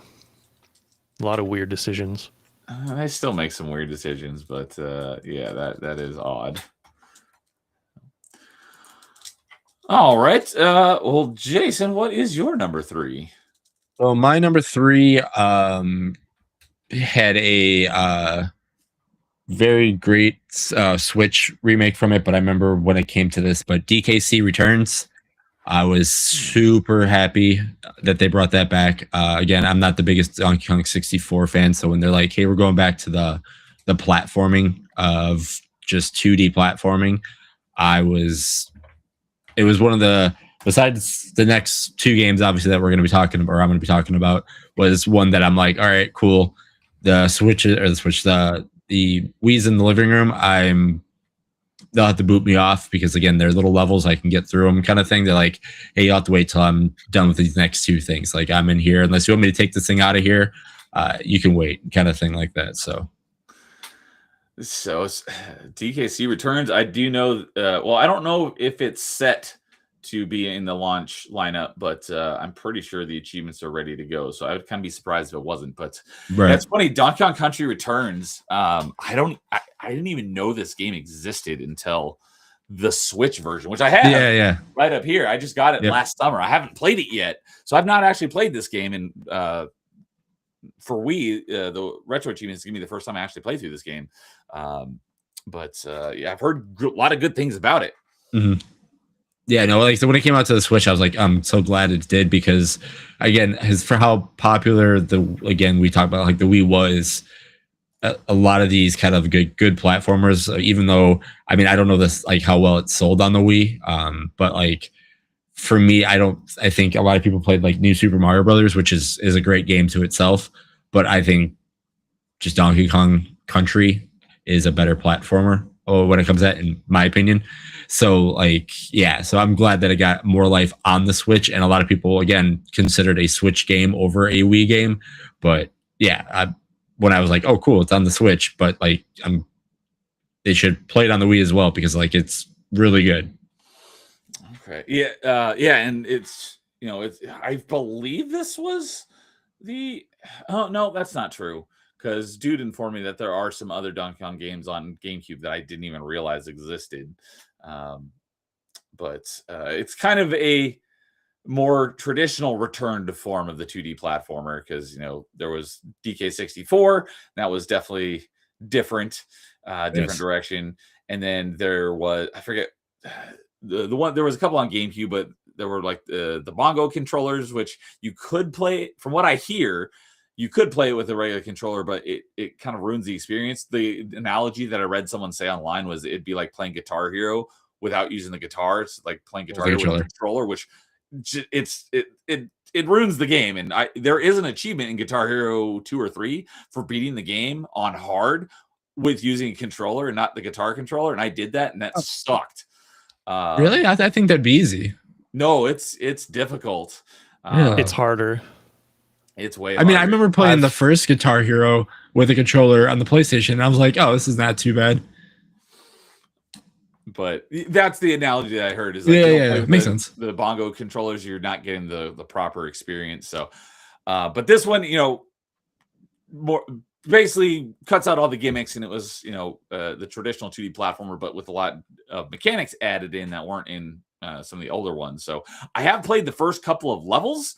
But I haven't. That's it. I played like the first 2, maybe 3 levels. So I've gotten a little taste of the game, and it is interesting how different it is. Because I just played through Donkey Kong Country 1, 2, and 3 again for the first time in decades last summer, and then jumping into this one because in that one you take one hit and you switch to the other Kong, you take another hit, then you're out. Whereas this one you get like 2 hits, and then if you instead of switching back and forth, you can get Diddy on your back, and he gives you an extra 2 points of health. Interesting mechanics that they added, but the little bit that I played, I really enjoyed it, and the change that they made and really spruced up the gameplay, in my opinion. So I'm looking forward to playing through it in its entirety very soon. Yeah, you'll have fun. So Donkey Kong Country. Oh, and dude says that Donkey Kong Country Returns does not have it set ready.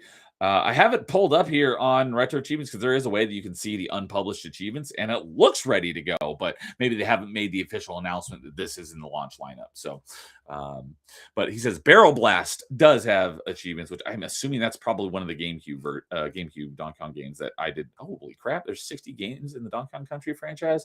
I would not have guessed that the number would be anywhere near that high. I didn't know there's 60 either. But that's across, the original Donkey Kong on NES. Oh, okay. That's just Donkey Kong in general. Okay. Yeah, that Donkey Kong makes more sense. Okay, yeah. I was like, that makes more sense to me. And across all the different platforms, like 600 DS, the arcade versions. So, let's see here. Jungle Beat was one of the other ones on GameCube, and Donkey Konga was on GameCube as well. Oh yeah. So yeah, those are some of the other ones that I never saw, much less played. So they almost don't exist in my head. So, Barrel Blast is a Wii game, and okay, so that is one of the ones that's set for the launch lineup is Barrel Blast, but not Donkey Kong Country Returns. But if it's not on launch, I bet Donkey Kong Country Returns achievements will be published very soon. If I had to wager a guess. So, but he also says, I like Returns, but I hate the motion controls. Why'd they have to make the roll tied to waggle? That's what I've heard. Yeah, that's easily one of the worst things about this game. That's what I've heard. So they had to add the motion somewhere. When I was looking into this game to learn more about it, that was one of the things I saw across many forums is the waggle to roll. It's like, why didn't you just make it a button press? So, actually, I'll talk about that when I get to it, so never mind. But all right, Donkey Kong Country Returns. And that looks like that wraps up our number 3s. Unless, Lois, you have anything that you want to mention on DKC Returns? I did play it.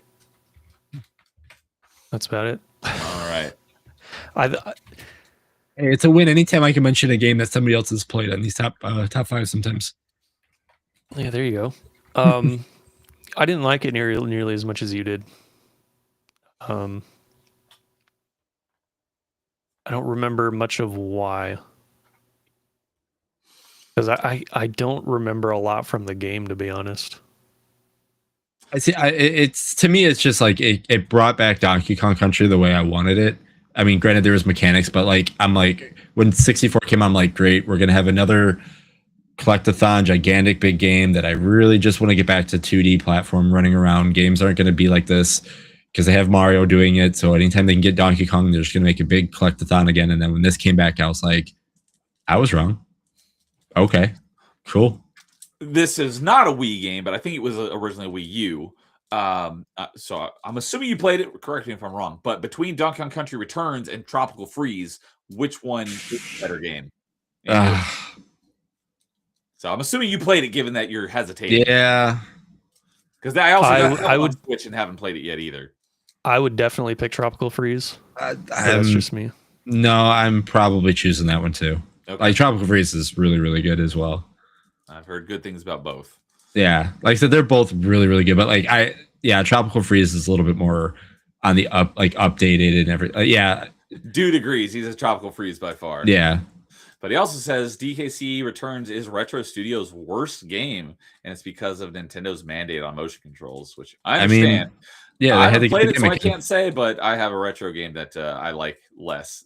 I think I'm going to enjoy Donkey Kong Country Returns more than Metroid Prime 4.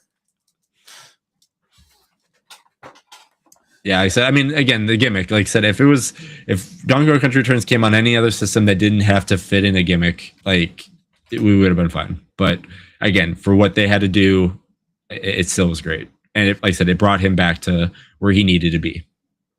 Yeah, that makes perfect sense. So, all right. That, we'll go ahead and move on to our number 2s. So, Jace, it's kind of funny how it's funny how I can't really remember like hardly anything from this game. The one thing that keeps coming to mind every time I think of this game is like one of the last levels in the last world. And I remember dying a lot. That's my main memory of this game. And it's because of, and a part of it is because of the waggle roll. You like have to use it there. I'm pretty sure I'm trying to remember now. I'm assuming it was probably because one of the, like if you died a lot, it was probably one of the jumps that you had to do. Probably. Because I know like dying in the game, like just by getting hit wasn't that, it was pretty hard to die that way. It was more like, again, the cheap deaths or the mechanic of like, oh, I need to do this to get, certain area. But like that'd be my guess, but I have no idea. All right. We'll go ahead and go on to our number 2s. And I think for 2, let's have Lois kick off our number 2s. Okay. Number 2 is probably a controversial one because a lot of people consider this game to be pretty bad. But it is... I did not prepare for this one. It is bad. I will admit that it's bad, but I still like it. That's perfectly reasonable. Okay. There's a lot of things to complain about with this game. You pretty much have to use a classic or Wii Pro controller in order to play it without having any issues. So that's probably a big reason why a lot of people don't like it. So far, that's the reason why I would like it. Maybe. So I might as well just say it. It's Knight's Journey of Dreams. Knights. Okay. The only Knights game I ever played was I went over to a friend's house who had a Sega Saturn, and I played a Knights game on his Sega Saturn once. And I was like, oh, this is cool. I liked it, but I played it for maybe 15 minutes, and that was it. Yep, they're very, very simple games. This one tried to be a lot more involved. There's like a more fleshed out story. There's cutscenes which are not very good. I'll go ahead and ask once you're done. So it basically plays more or less the same as the Saturn game, where you're on a straight track and you go up, down, left or right. Oh, that was you try to. It's still like an on rails sort of game. Yeah, it's an on rails. It's like a precision game, I guess you could say, because you're trying to go through these courses in just the right way, so you can maximize your score. Okay.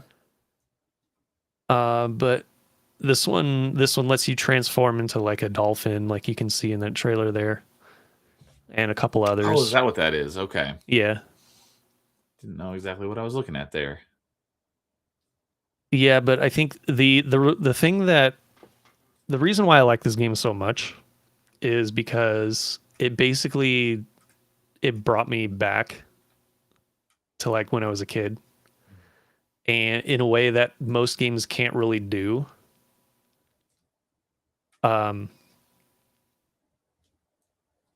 Even though, like, okay, so the original Nights into Dreams, I actually played that one after this. So this was the first one that I played. Okay. Yeah. I was gonna say, like, I was thinking that, like, I mean, Nights is a great game, but I think the people hated this one so much is because it wasn't. I get, like you were saying it, like, already, like, it was just trying to do too much. Like, yeah, it was a game that people wanted and they loved, and then they got this, and it's like, oh, why didn't you just give me what we had back on the Saturn so long ago? We would have been kind of cool with it. You didn't have to kind of just do all this extra stuff. Yeah, like a lot of the transformations and a lot of the sub stages, and yeah, there's definitely some weird stuff that the game does. But yeah, I didn't have that sort of bias because I never played the original game. No, that's good. That's good. Fresh take. When you got done playing the original, did you like the original better than this one, or did you like this one better than the original? No, I liked this one more. Really? Okay. Yeah, I'm assuming that's a bit of a hot take. Probably. I do like the original game. The original game also, the thing with the original game, if you go back to it after this one, it's like extremely simple. It's extremely simple, and there's not a whole lot to it. So the original is like a super short game. This game's also not very long, but I believe there is a true ending to the game. You have to get a C rank in every stage or higher in order to unlock it, from what I remember. Okay. So it will definitely take you way longer to beat it than the original. Okay. Yeah, dude is saying that this is the sequel to the original Nights into Dreams, which was a Saturn game, which has an achievement set on retro achievements, and he says yes that this Nights Journey of Dreams has an achievement set for Wii for the rollout. So cool. Maybe you could just put this on our radar. Maybe I'll give it a shot at some point down the road. Yeah, so the default control scheme though is the Wii pointer. That was my assumption. Yeah, so the problem with that though is that if you're holding the Wii towards the sensor, you have to like move it to the left or to the right in order to get it to move left or right. If you go past the sensor, the game just like completely disconnects it. So you have to return it to where the Wiimote's detected by the sensor in order to start controlling your character again. Otherwise, he'll just keep going in that same direction. Oh. Or he'll stop, one of the two, I can't remember. But either way, it's terrible. So if you're just using the controller, you just use the thumbstick to point where he goes, and it's so much better that way. Oh, so you can use you don't have to use the Wiimote. No, you don't have to. If it was just with the Wiimote, this game would have been utterly terrible. Oh, yes, I've got it pulled up on Retro Achievements. It says in the details, it says no motion compatible, so you can play it without the Wiimote. So, yep, good to know. Because that sounds terrible. Or it's like you just barely get out of the sensor range, like to the side, and it just like disconnects. That's terrible. Mm-hmm. So, Nights Journey of Dreams. Okay. And the last thing I think I'll say about this game is that the soundtrack is amazing. Okay. I love the soundtrack of both Nights games. They're both awesome. Yeah, I say Nights soundtracks in general are really good. Yeah, I didn't realize Knights. Well, I don't know about if the other Knights games are, but this one at least is published by Sega. I'm assuming the other ones are published by Sega as well. Yeah. Yeah, they're made by Sonic Team. Oh, I just noticed that developer Sonic Team. Yep. Yeah. Well, cool. All right, Knights Journey of Dreams. Yeah. I might check that out at some point down the road. I would recommend doing the Sega Saturn one first, but just to see if you like it, the simple version before you go into this one, because you might just, you might go into this and just like I said, those changes might just like kind of off put you. But if you have, to me, if you have the original, like, okay, I understand this gameplay, then you go to this, you'd be like, I can see what they were trying to do, and yeah, they shouldn't have done it. I will. My opinion. If I ever get around to playing them, that's probably what I will do. I'll probably start with the original and then do this one, not play them in reverse order. Although I'm sure that probably is more of an issue with the gameplay style rather than this doesn't seem like it's a game where you're gonna like have too many story spoilers by doing the second one first. No, the stories don't really matter all that much. That's what I figured. I from what I remember, the story of the original game is like almost non-existent. Like you just have you have a couple of animated cutscenes and you're supposed to just kind of put it together in your head. This one, the story is there. It's kind of cute, but it's not good. It's not like stand out or anything. It's just there. Okay. All right. And if you do play the original, they do have it on the Xbox 360. I do remember that now. Oh. Yeah, I played the original on the PS3.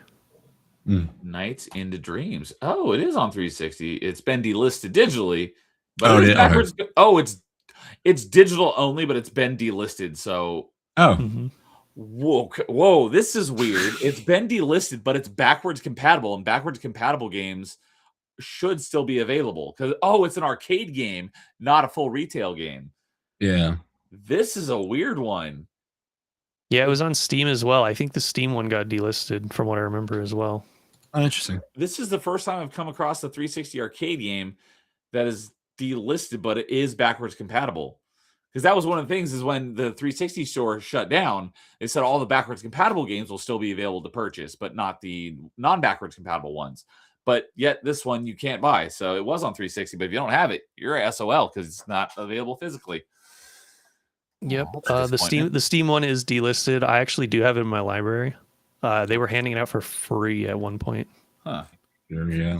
That is lame. That's how I got it. Your best bet now is, well, I guess you have the one that you're talking about. That was on Wii, so obviously that one was a physical game. The digital versions are all delisted, which is freaking stupid. So then your next best bet is getting a Saturn and a physical copy of the Saturn game. Yeah, good luck with doing that. That sounds pricey. Yeah, and then if you don't have the right controller for the Saturn, it gets a little harder too because there's a certain controller that game absolutely needs for it. Okay. This is one of those cases where it's perfectly okay to just go find a digital copy, if you know what I mean. Yep. Exactly. So, all right.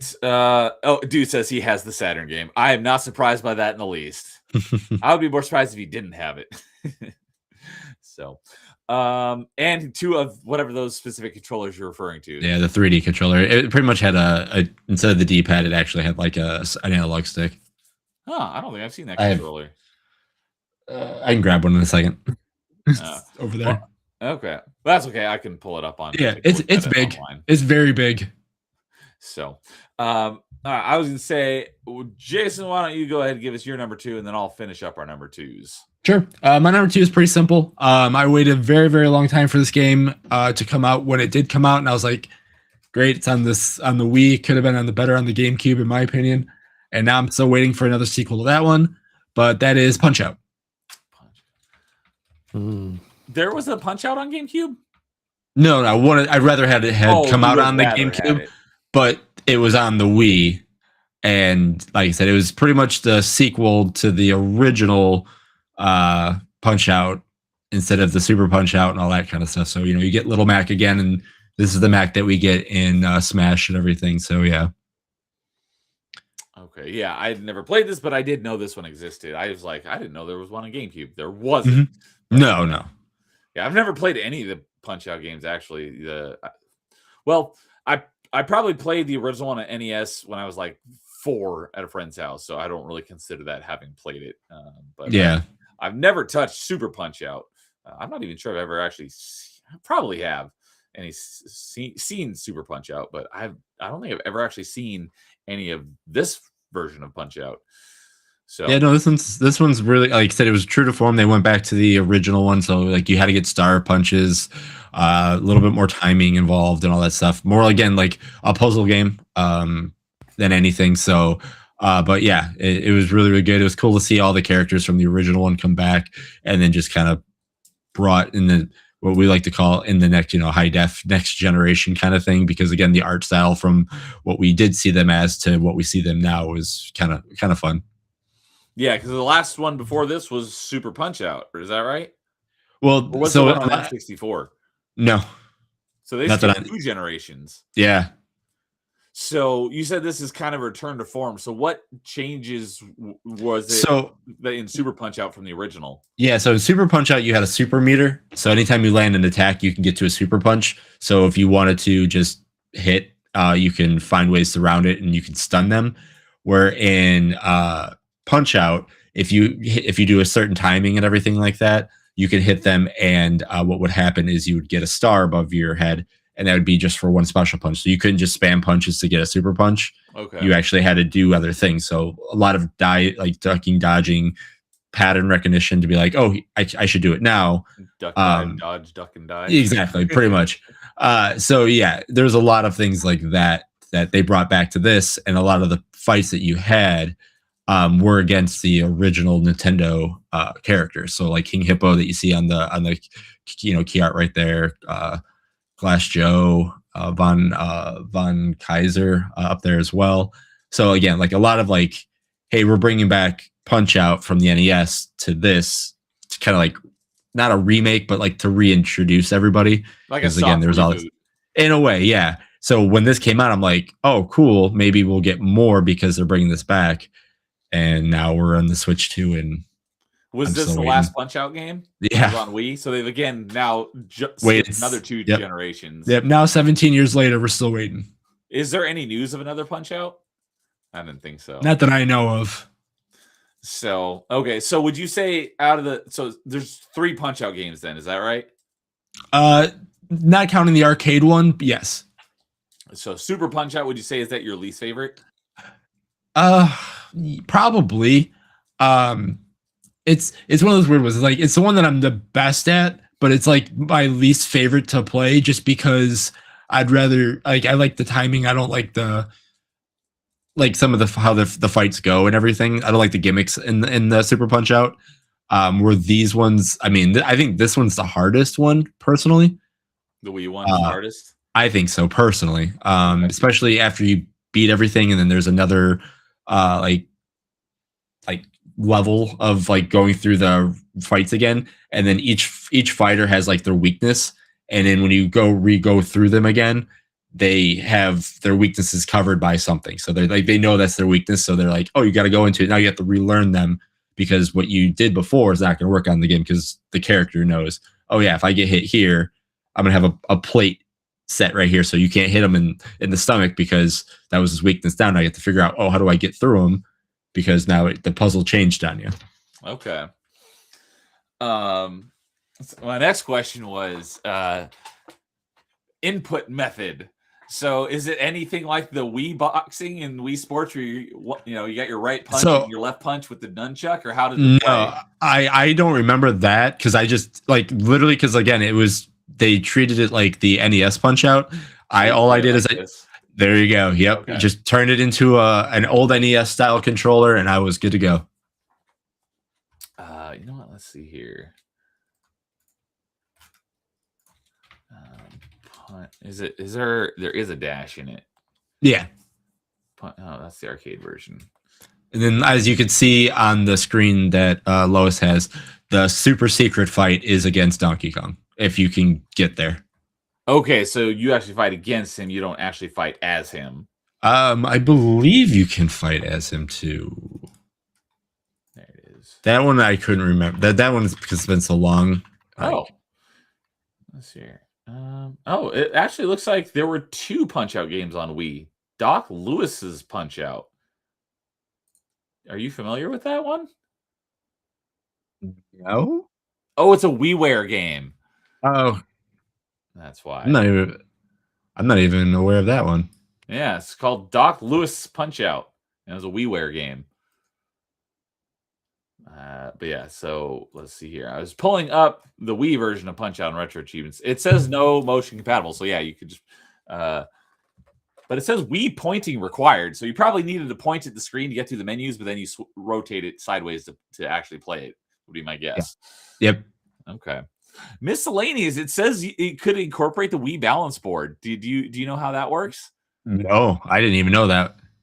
Yeah, it doesn't give me any details on it, but on the Retro Achievement, I would assume because of I would assume if you would to go left and right, you would just put more pressure on the left and then on the right to instead of going with the D-pad. That'd be my only assumption. That would have been my guess as well. Yeah.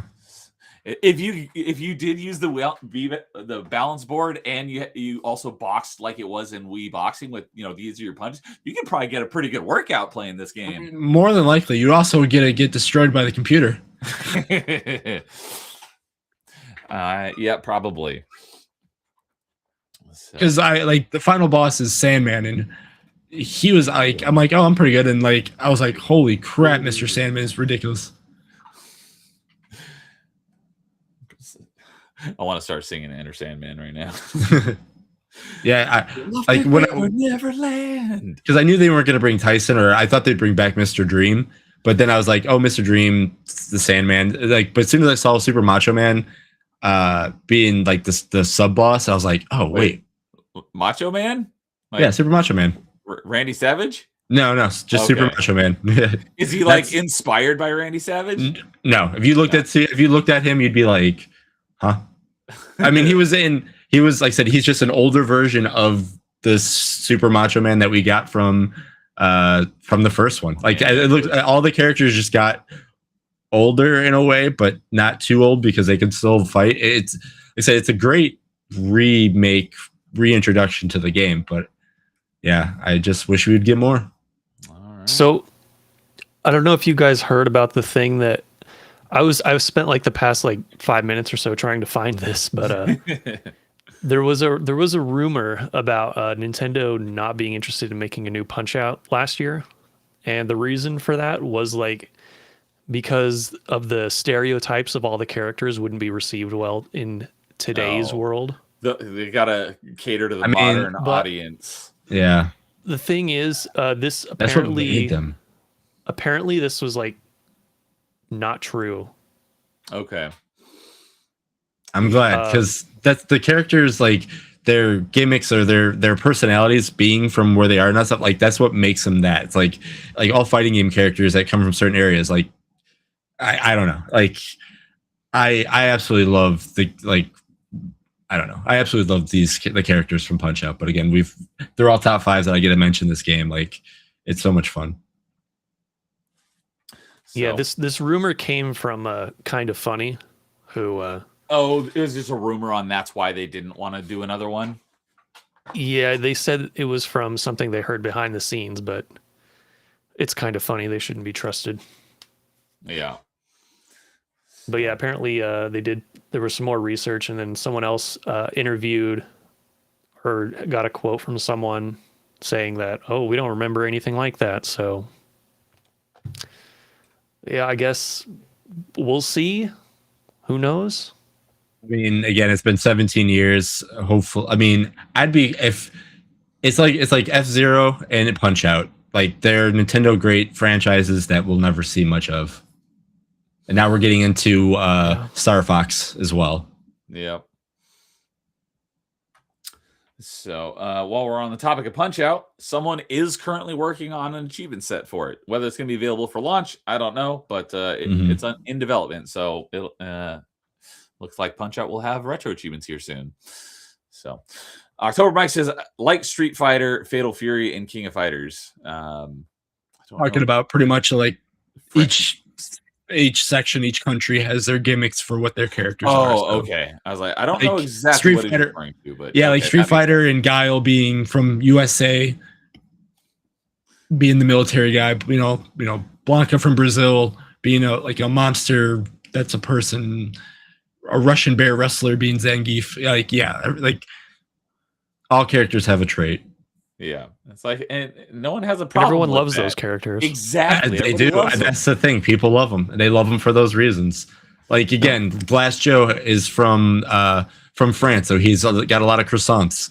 And when you knock him out, croissants are dangling above his head. Like there's so many, like it's just weird things like that, and it's charm. To me, it's charm.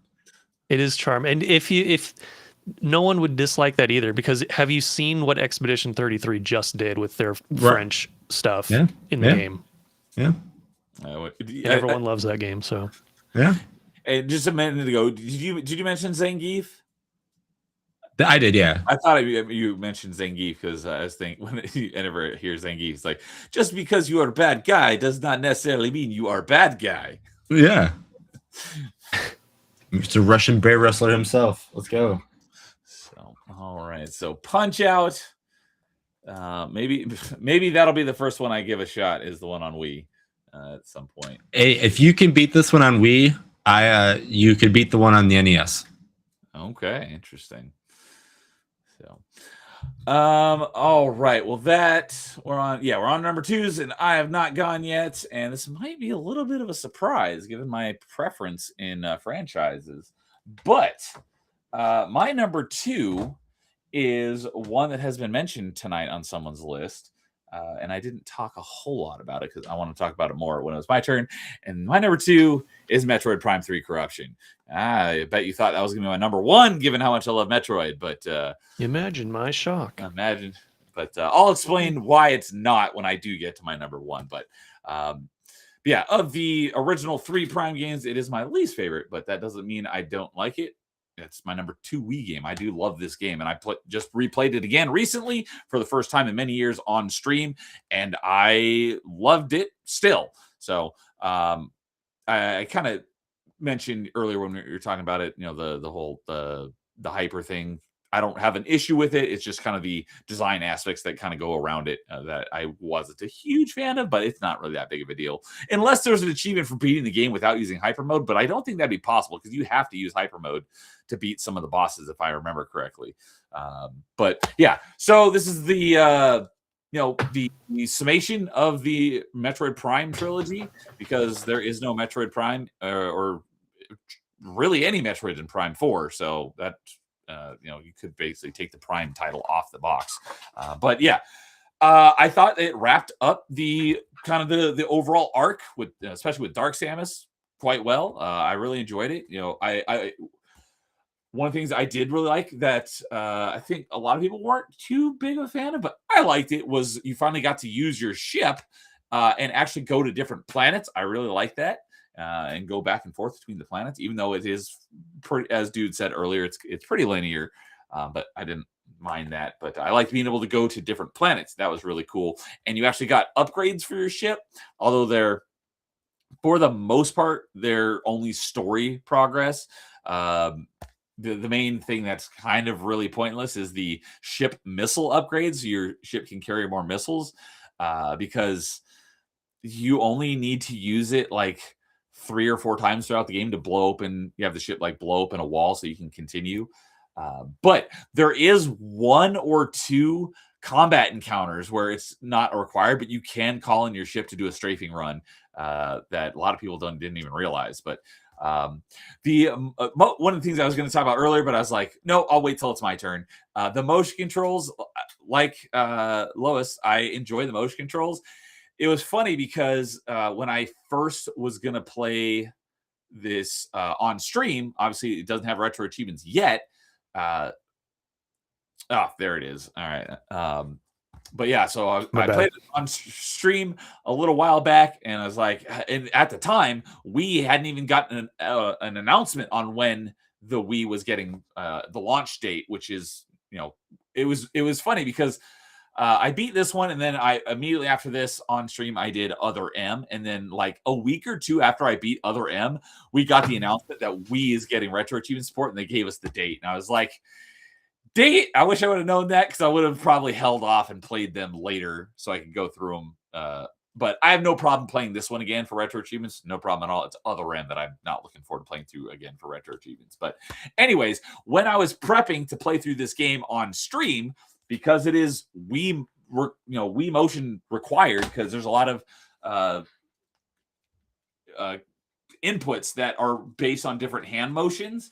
And I was like, how the heck am I going to do this? So I spent like an hour or two trying to figure out how to map all the different motion controls to be able to play it on controller for on stream. And I just gave up. I'm like, I don't even know if it's possible, because there's like, sometimes you got to like go forward and like push in and pull out and twist. And you got to like throw your nunchuck, and you got to hold a button and then yank back. And like mapping all of those to various button controls, are like, this is not going to work. So I just caved, and it was just funny. You can do it if you wanted to, at least on Dolphin. It's just very, very complicated. So if you do play it through Dolphin, I definitely recommend get a Wii sensor bar that is, doesn't go into your Wii, but actually has a USB port, so you can plug it into your computer. And they're actually really cheap. So you can get them on Amazon for like $10. So that's what I did. And then I was able to play through the whole game on stream with my Wiimote and nunchuck. So that was what I was going to say about the motion controls, is mapping it to a controller is a pain in the butt. It's just easier to play with the native controller, and just getting a Wii sensor bar that plugs into your PC instead. But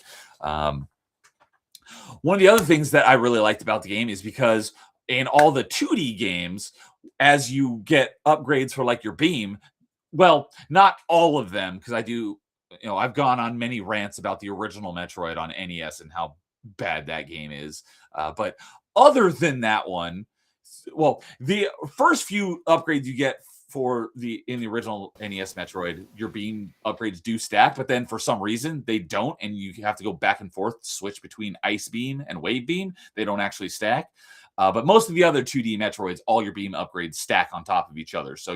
But what they changed for the Prime games is your beams don't stack; you switch between them. So in the original, and all of them, you have your basic power beam. But in Prime 1, you got the Wave Beam, then the Ice Beam, and then the Plasma Beam. And then in Prime 2, you got the Light and Dark Beam basically at the same time. And then late in the game, you got the Annihilator Beam. In Prime 3, they went back to more of the standard beam, where all your beams stack on top of each other. So that was kind of cool getting that in a Prime game. Because in Prime 4, they kind of went back to, you only have one beam, but you switch between your different like missile types essentially. But it plays more like the Primes 1 and 2 with your beam, rather than in Prime 3 where they all stack. So that was kind of cool. That you get the like Wave Beam, and then the Nova Beam is the last one. I forget what they're all called, but that was a cool thing that they went back to the stacking beams, so you don't actually switch between the different beams. However, you do, just like in Primes 1 and 2, you do have the different visor modes, and you do have to switch between different visor modes. And that is actually done through, I think you hold minus, and then it brings up a wheel, kind of like slows down gameplay, and you got to point at the screen for which visor you want. Rather than like on Primes 1 and 2, it was, I think it was the D-pad were your visors, and then the C-stick were your different beams. But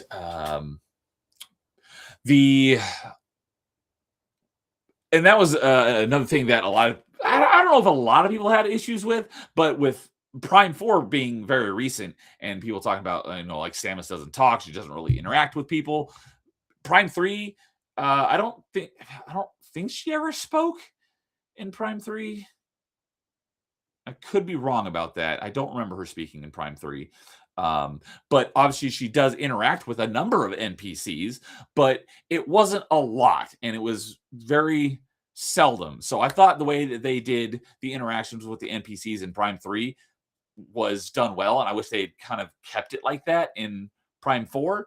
But I thought the way they did, light interactions with characters. Probably the thing that you interact with the most are the Aurora units. They do talk a lot, but those are not necessarily. I mean, they're light characters, but they're like these brains that are these like biomechanical brains that have that are conscious, or they're AIs essentially, and they do talk a lot, and they're the what kind of leads you along your quest. So people might have had problems with that. I didn't really have a problem with it. I have much more of a problem with it in Prime 4 because they just like amped it up to way too much. Like you can have other NPCs and dialogue in it, just you don't have to go so over the top with it like they did in Prime 4. So I think they did the dialogue and the characters in Prime 3 quite well. And the fact that you have these other bounty hunters that are almost like Empire Strikes Back when Vader's hires all the bounty hunters to look for Han and the Falcon, kind of the same thing, but the good guys, the Galactic Federation hires a bunch of bounty hunters. I forget exactly what the mission was that they send you all on at the beginning of the game, but they hire you and a few other bounty hunters, and they're all good guys. Spoiler alert, they get corrupted and they turn bad, and you have to fight them throughout the course of the game, and it makes for some really interesting boss battles. And those are some pretty cool characters. I think, I don't know, this one would be my favorite of the characters, but I think probably my most interesting of them for the boss battle aspect was Gandreda. She's the one that looks kind of like Cortana, and she's like see-through. The fact that she can shape made for a really cool boss fight. So I'm glad that you agreed with that. Yeah, her boss fight was awesome. Probably so there's 3 other bounty hunters. There's Rundus, who's the ice guy. There's Gore, who's like he's almost like General Grievous. He's like this like mechanical cybernetic guy that I don't know what his backstory is, but that's Gore. And then Gandreda is like the shape-shifting, like purple Cortana looking lady. And I'd probably say Rundus is probably my favorite as a character, but Gandreda made for the coolest boss fight. But yeah, I'm looking forward to playing through this again very soon. This is the first game I'm playing on Retro Achievements on Thursday on Wii. Because my very first GameCube game, I played that on GameCube's launch date, and that was Metroid Prime 1. And that was actually my very first retro achievement mastery, where I got all the achievements. I still need to go back and get a few more. I've got like 4 or 5 achievements left in Prime 2. I'm not going to be doing that before Prime 3 because this is part of the launch lineup. But I will go back and master Prime 2 at some point. And but Prime 3 is going to be my first Wii retro achievement game. I'm hoping it'll be my first mastery as well. We'll see. But yeah, I'm very much looking forward to playing through this one again, even though I just played it, a few months ago. But I do really enjoy this game, and yeah, I had a lot of fun with it. And it's got some really cool, interesting biomes, like Lois said, the Sky. I already forgot. Skytown is a really cool biome. The other ones is not the planet you start on, but basically the first major planet you go to. I forget what it's called, but it's got like this fire and ice thing. One of the things about that planet, I forget what it's called, is it introduced me to this concept in astronomy, which is actually a real thing, where a planet is tidally locked, which means that the rate at which it rotates is the exact same as which it revolves around its star, which means one side of the planet is always facing the sun and one side of the planet is always facing away. Which is like the moon. The moon is tidally locked to Earth. That's why we always only ever see one side of the moon, because it's rotating at the same speed it revolves around it, whatever it's orbiting. So this planet introduced me to that concept, which I later learned about in one of my astronomy classes. I'm like, oh, I know about that from Metroid Prime 3. And most of when you're on that planet, you're in the twilight zone, which is that like not the equator, which, here's a planet and the equator would be this, like the center of the planet that rotates, facing the sun, but like the part of the planet where it's in between the hot and cold zones. So it's basically the north. It'd be equivalent to our prime meridian, which is the equator on Earth, but the one that goes north-south rather than east-west. And that's like the twilight zone because it's right in between the face. It's always facing the sun, always facing away. And so it's a more temperate environment. So I just thought that that planet introduced me to that concept in astronomy, and I thought that was a cool setting for a planet in a video game. So, and then let's see, so that was one, and then what you got Skytown, and because there were 3 major planets, and I'm forgetting what the third planet was. Lois, by chance, do you happen to remember what the other one is? I know you said it's been a long time since you played it. I don't remember what the location is, but it had a space pirate base on it. From what I remember. Let's see here. Norian, Brio, and Elysia. Elysia is the Sky Town. The Pirate Homeworld. That's right. That's the one. That's basically the last planet you go to before the end of the game. Yeah. And it's all like not urban, but it's all like technology. Like you're not in like wild. You're not like fighting like wildlife. It's like sci-fi industrial, basically. Yes, that's what I'm trying to say. It's like a sci-fi industrial planet with an acid rain, and so your last suit upgrade is actually the hazard shield, which allows you to go out in the acid rain without taking damage. So, some really cool biomes in Prime 3. That was the other thing I was going to say is one of the things that I was not a huge fan of. It's not that big of a deal, but I did look through the unpublished achievements for Prime 3. And I said this while I was playing the section in Prime 3 on stream. I was like, I bet you this is going to be an achievement when it gets achievements. And sure enough, it is. There's a section on the Pirate Homeworld where you have these 12 explosive Marines where you have to get them through to blow open these walls to make it to wherever you're trying to go. And, there is an achievement where you got to keep all 12 of them alive, which is really difficult. So that one's probably going to be a pain in the butt to do. Achievements were a mistake. No, I disagree because there's no reason not to have them. Because if you don't care about them, then you can just ignore them. But the people who actually do care about them have something to work towards. So, but yeah, I mean, that's pretty much everything I have to say on Prime 3. Lois already talked about it. Jason, did you play Prime 3? All right.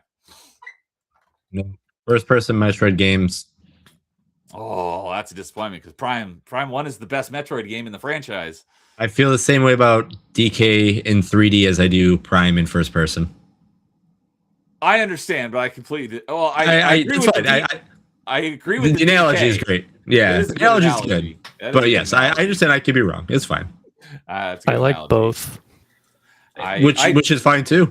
I agree with the Donkey Kong, even though I like DK64, and I will be playing it for retro achievements at some point.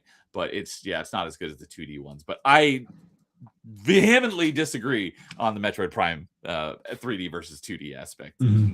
But to each their own. Right. So. All right. Well, that will lead us into our honorable mentions. So, I don't have a whole lot of them, but yeah, my honorable mentions kind of go into my number one because I've already mentioned two of them already during your guys's picking them and everything like that. So I will mention my honorable mentions as soon before I mention my number one. I was going to say, okay, in that case, why don't you do your honorable mentions last, and then you do your number one first, and then Lois and I will do our honorable mentions prior to you. So, Lois, you want to give us your honorable mentions? Or do you want me to go first? I can go first. All right. So, I feel like I'm about to sneeze. Worst feeling. Perfect timing too. So I have three. There's three games in my honorable mentions that are like pretty much interchangeable with my number 4 and number 5. And that is one of them is Super Paper Mario. Okay. Which was like a real departure from the older Paper Marios. It was the first one. A lot of people complained about it, but it ended up being, in hindsight, it's actually a pretty decent game on its own. Okay, because I haven't played any of the Paper Marios, but I've heard that generally that one is not terribly well regarded. It at the time it wasn't. People, but I think after since.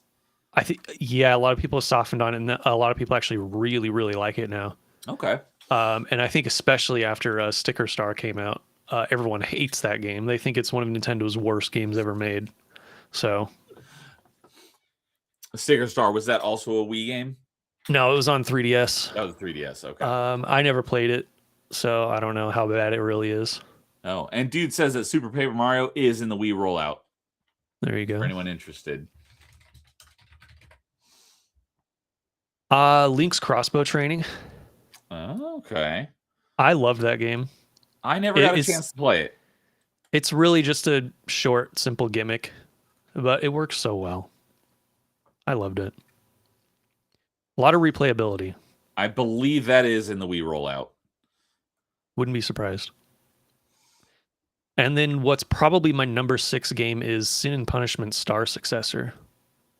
I've heard of Sin and Punishment, but I know absolutely nothing about it.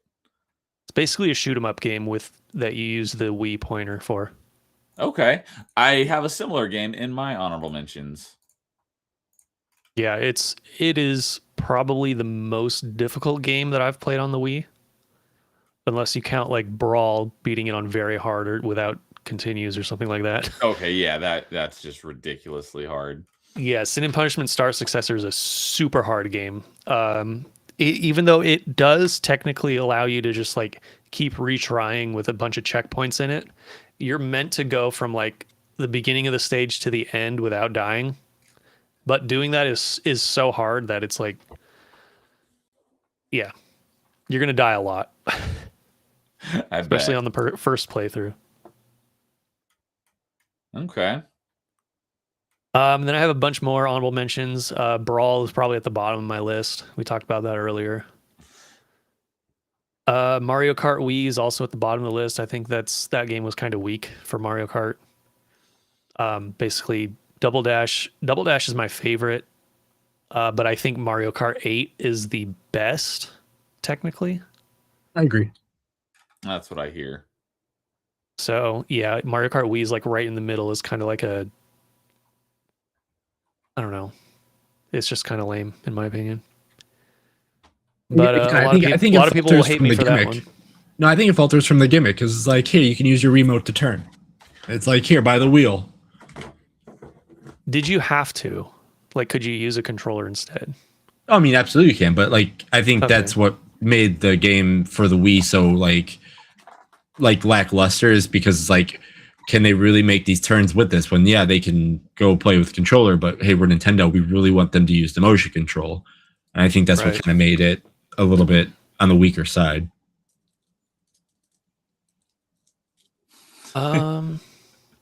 No game with Funky Kong gonna be mid.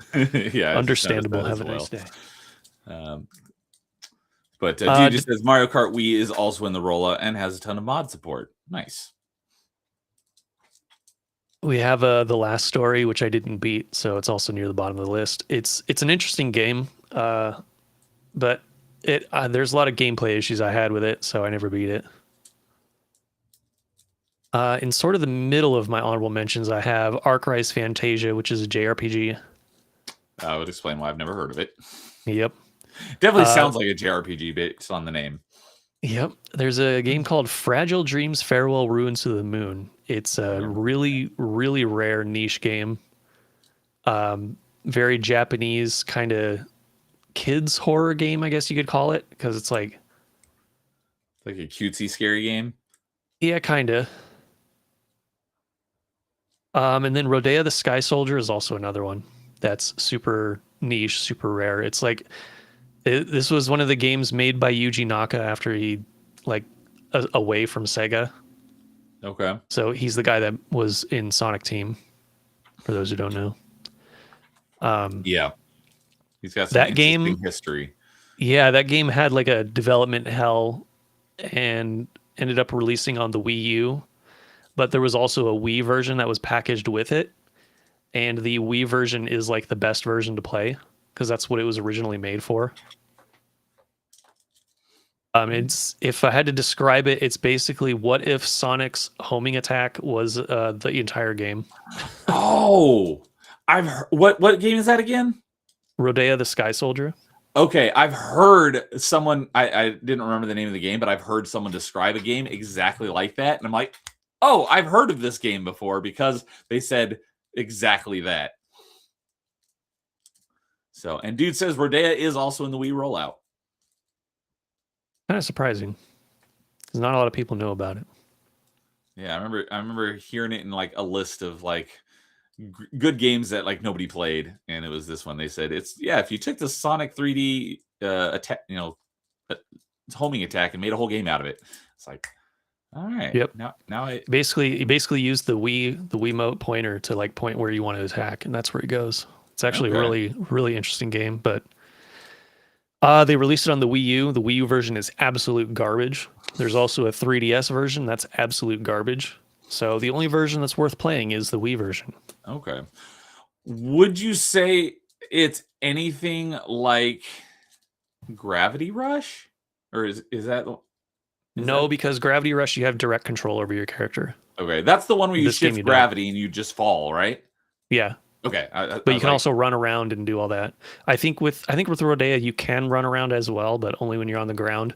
When you're in the air, you're only using the homing attack. You don't have direct control over him. He only goes where you point the Wiimote, and it's like you click the button and then he goes there automatically. Okay. And if you're going the wrong direction, you have to click somewhere else so he moves a different direction. Gotcha. Okay.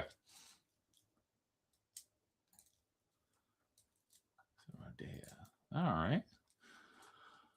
Was that your last honorable mention? That's it. Okay. All right. Well, for me, actually, I forgot to grab my disc for my honorable mentions, but Lois mentioned the Sin and Punishment game as a first-person shooter, and similar. It's a shoot 'em up, not a first person shooter. Oh, a shoot 'em up. Okay, I misunderstood you then. So it's technically a third person. All right. Well, then this game is like, not similar to that. Imagine. Okay, so that one is. Let me see if I can pull it up. Actually, it's more like Star Fox than anything else. Like, so you have the camera behind your character and you're shooting forward. Okay.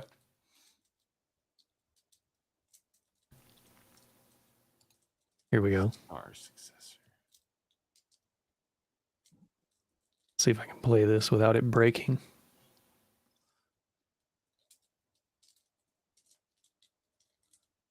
Yeah, there we go. Okay. Gotcha. Okay, yeah, this is nothing like what I was thinking. I misunderstood when you said shooter. I was thinking first-person shooter. So that was my bad. Well, so this seems more of like an on-rail shooter then. Yeah. Okay. This does look interesting. Makes me think of what was that? That on rails, not Hex. Fez. No, not Fez. Fez, that was the 2D. Rez. Thank you. That's the one I was thinking of. It looks like it reminds me of Rez. Okay. A little bit. I never played Rez, but I remember seeing it, and this gameplay, kind of makes me think of it. It also seems like Space Harrier. This also is very similar to the on-rails shooting levels from Azura's Wrath. At least on the shooting parts. It's very similar to that. So, and dude says Sin and Punishment first game was on N64. That's the one I never played, but I knew of. It was a Japanese exclusive, and you held the controller with the left and middle handles. I saw when I got my N64, the manual showed you like 3 different ways to hold the N64 controller, but I never saw a game that actually used anything other than the center and the right. So that would have been one of the ones that hold the left and the middle. I saw that as a way to hold it. I'd never played any game that ever used that. So interesting. Sin and Punishment was one of those games. I actually used the left and right handle for Tony Hawk Pro Skater. Oh, so you use the D-pad rather than the joystick? Yeah, it's the D-pad has made it a lot easier to do the tricks more accurately with, in my opinion. I played a crap load of Tony Hawk on N64, and I never even knew that the D-pad actually worked in gameplay. Yeah, there's a lot of games where the D-pad just did nothing. Yeah, exactly. So, all right, well, disregarding Sin and Punishment because it's not anything like the game I was going to mention. But a game this is another one of the games that I bought on release. I'm pretty sure it was a launch title because it looked really cool. And then it turned out to not be a great game, but it was still a lot of fun. It was basically the Wii's first-person shooter star launch title. And that was Red Steel. And it switched back and forth between a first-person shooter, which you aim at the screen and you obviously use the joystick to move around and stuff. And it was first-person shooter. The animations were kind of weird, but it also you would get into. It made absolutely no sense whatsoever, but it was because of the motion controls. They also, it's a perfect setting for using, melee weapons. So you also had a katana and like a short one. I forget what the short one's called, but it's like you block with this one and you slash with the katana in your right hand. So it would transition back and forth between using guns as a first-person shooter, and then you get into sword fights. But like someone would run up to you with a sword and it would automatically switch into sword mode. It's like, I have a gun. Why couldn't I just shoot them? But the gun automatically goes away and you pull out your sword because, obviously that would ruin the gameplay. But it made no sense on why you couldn't just shoot them because that'd be a lot easier than getting into a sword fight. But either way, the shooting mechanics and the sword fight mechanics weren't great, but it was still a fun game. And it was, pretty novel, very novel experience at the time because no one's ever had a first-person motion controlled game, first-person shooter at the time. There was a sequel, Red Steel 2. I never played that one, but that one was much later and it actually required Wii Motion Plus, and I heard it was a lot better, but I never played that one. So hopefully it'll get retro achievements at some point and I'll play that one for the first time. But I don't believe that Red Steel has achievements at launch, or even it doesn't. Look at that rating. It hasn't even been claimed. So what's the rating? 5.7. 5.7. That's the lowest I've seen so far. It's not a great game, but I did have a lot of fun with it.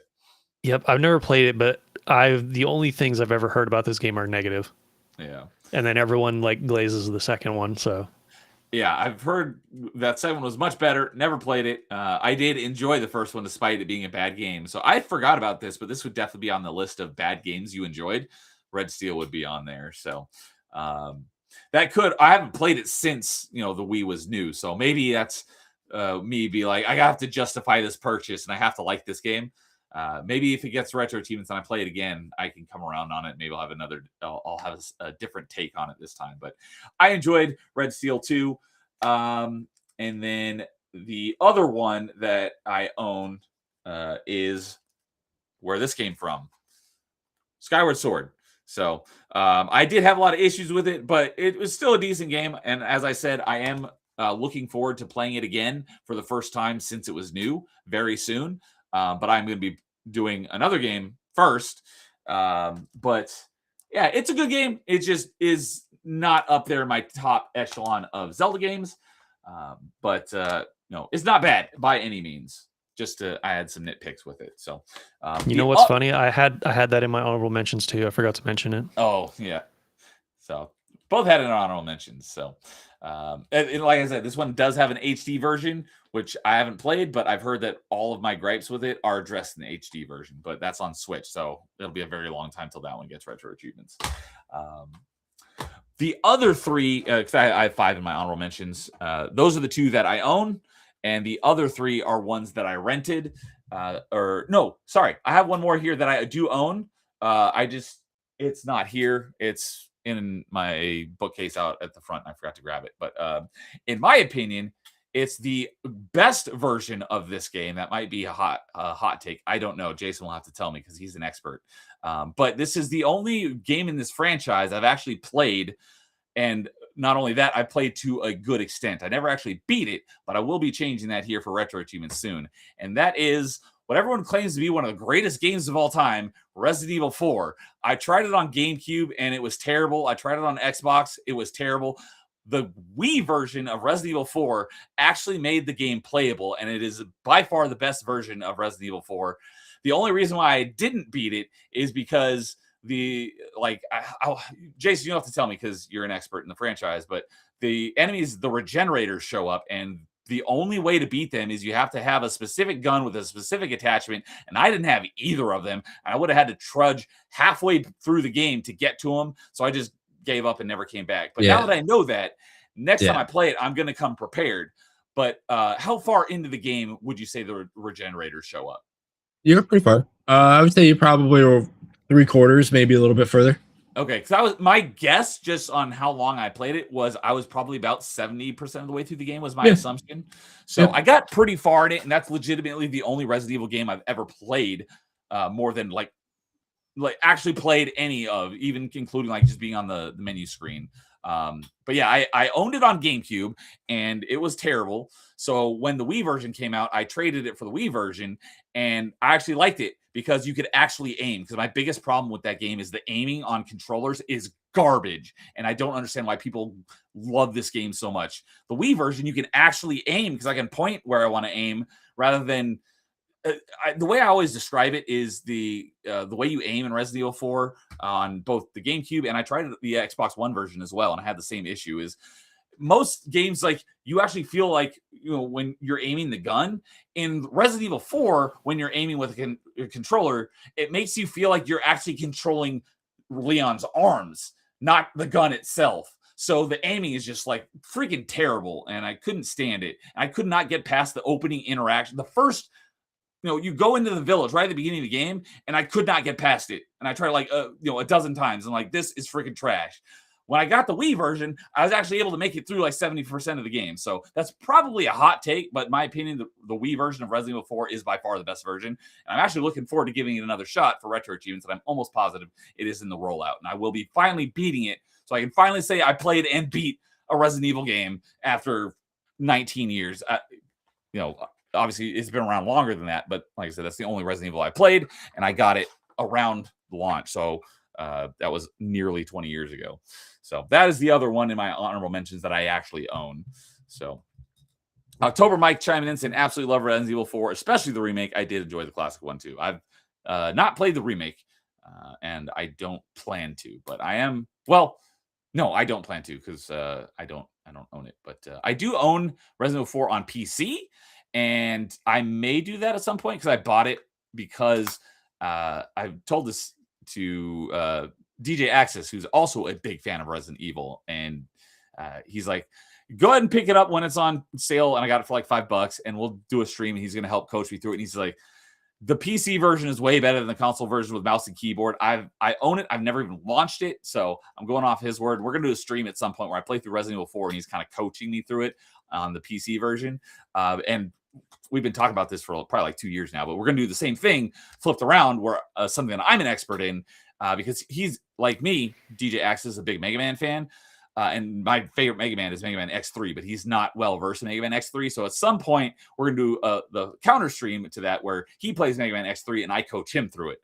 So I don't know when that's going to happen, because we've been talking about it for like 2 years now, and it still hasn't happened, but we are still planning on it at some point. So, and Dr. Mike says, good luck with the resources, cries in Resident Evil 3, getting my butt smacked. I don't get it because I haven't played Resident Evil 3.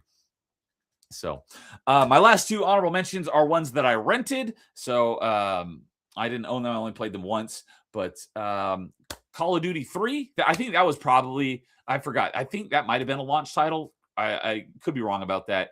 But as for a Wii motion-controlled first-person shooter, Call of Duty 3 was far, far superior as a game to Red Steel. But you didn't have swords and have, sword fights in it like you in Call of Duty 3 like you did in Red Steel. So that's why I preferred Red Steel. But that was really cool playing a motion controlled first person shooter. What was that, Lois? I have heard some people say that playing Call of Duty on Wii is better than any other console. I have not heard that. Interesting. But I could understand that because I did enjoy my time with Call of Duty 3, because it was funny because I played Call of Duty 2 on 360, then I played Call of Duty 3 on Wii, then I played Call of Duty 4 back on 360. So, and then the last one I have here is a bit of a hidden gem, I think, and it was arguably one of the best first-person shooters on Wii that not a lot of people know about. It's published by Sega. Again, this is one that I rented that I completely forgot even existed until I was getting ready for this stream. And I'm like, oh yeah, I rented that game and I played it. And I hadn't even logged it on GameShelf, because that's where I logged basically every game I've ever owned or ever played. And I didn't even have it on my GameShelf library until yesterday.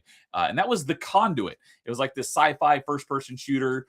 I remember there being the White House involved, and there's aliens. And it was a rather decent first-person shooter on Wii with the motion controls. And there was a Conduit 2, but I never played that one. But I do want to give that one a shot.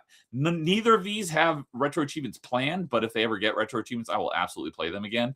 The one thing that irks me though is the first one is called The Conduit, and the second one is called Conduit 2. So in an alphabetical list, they're on opposite ends of the list from each other. It's like, why couldn't you call it The Conduit and The Conduit 2, or keep it Conduit and Conduit 2? But one has the and one does not, and so because alphabetical lists, they don't show up next to each other, and it annoys the crap out of me as being OCD about stuff like that. It freaking annoys me.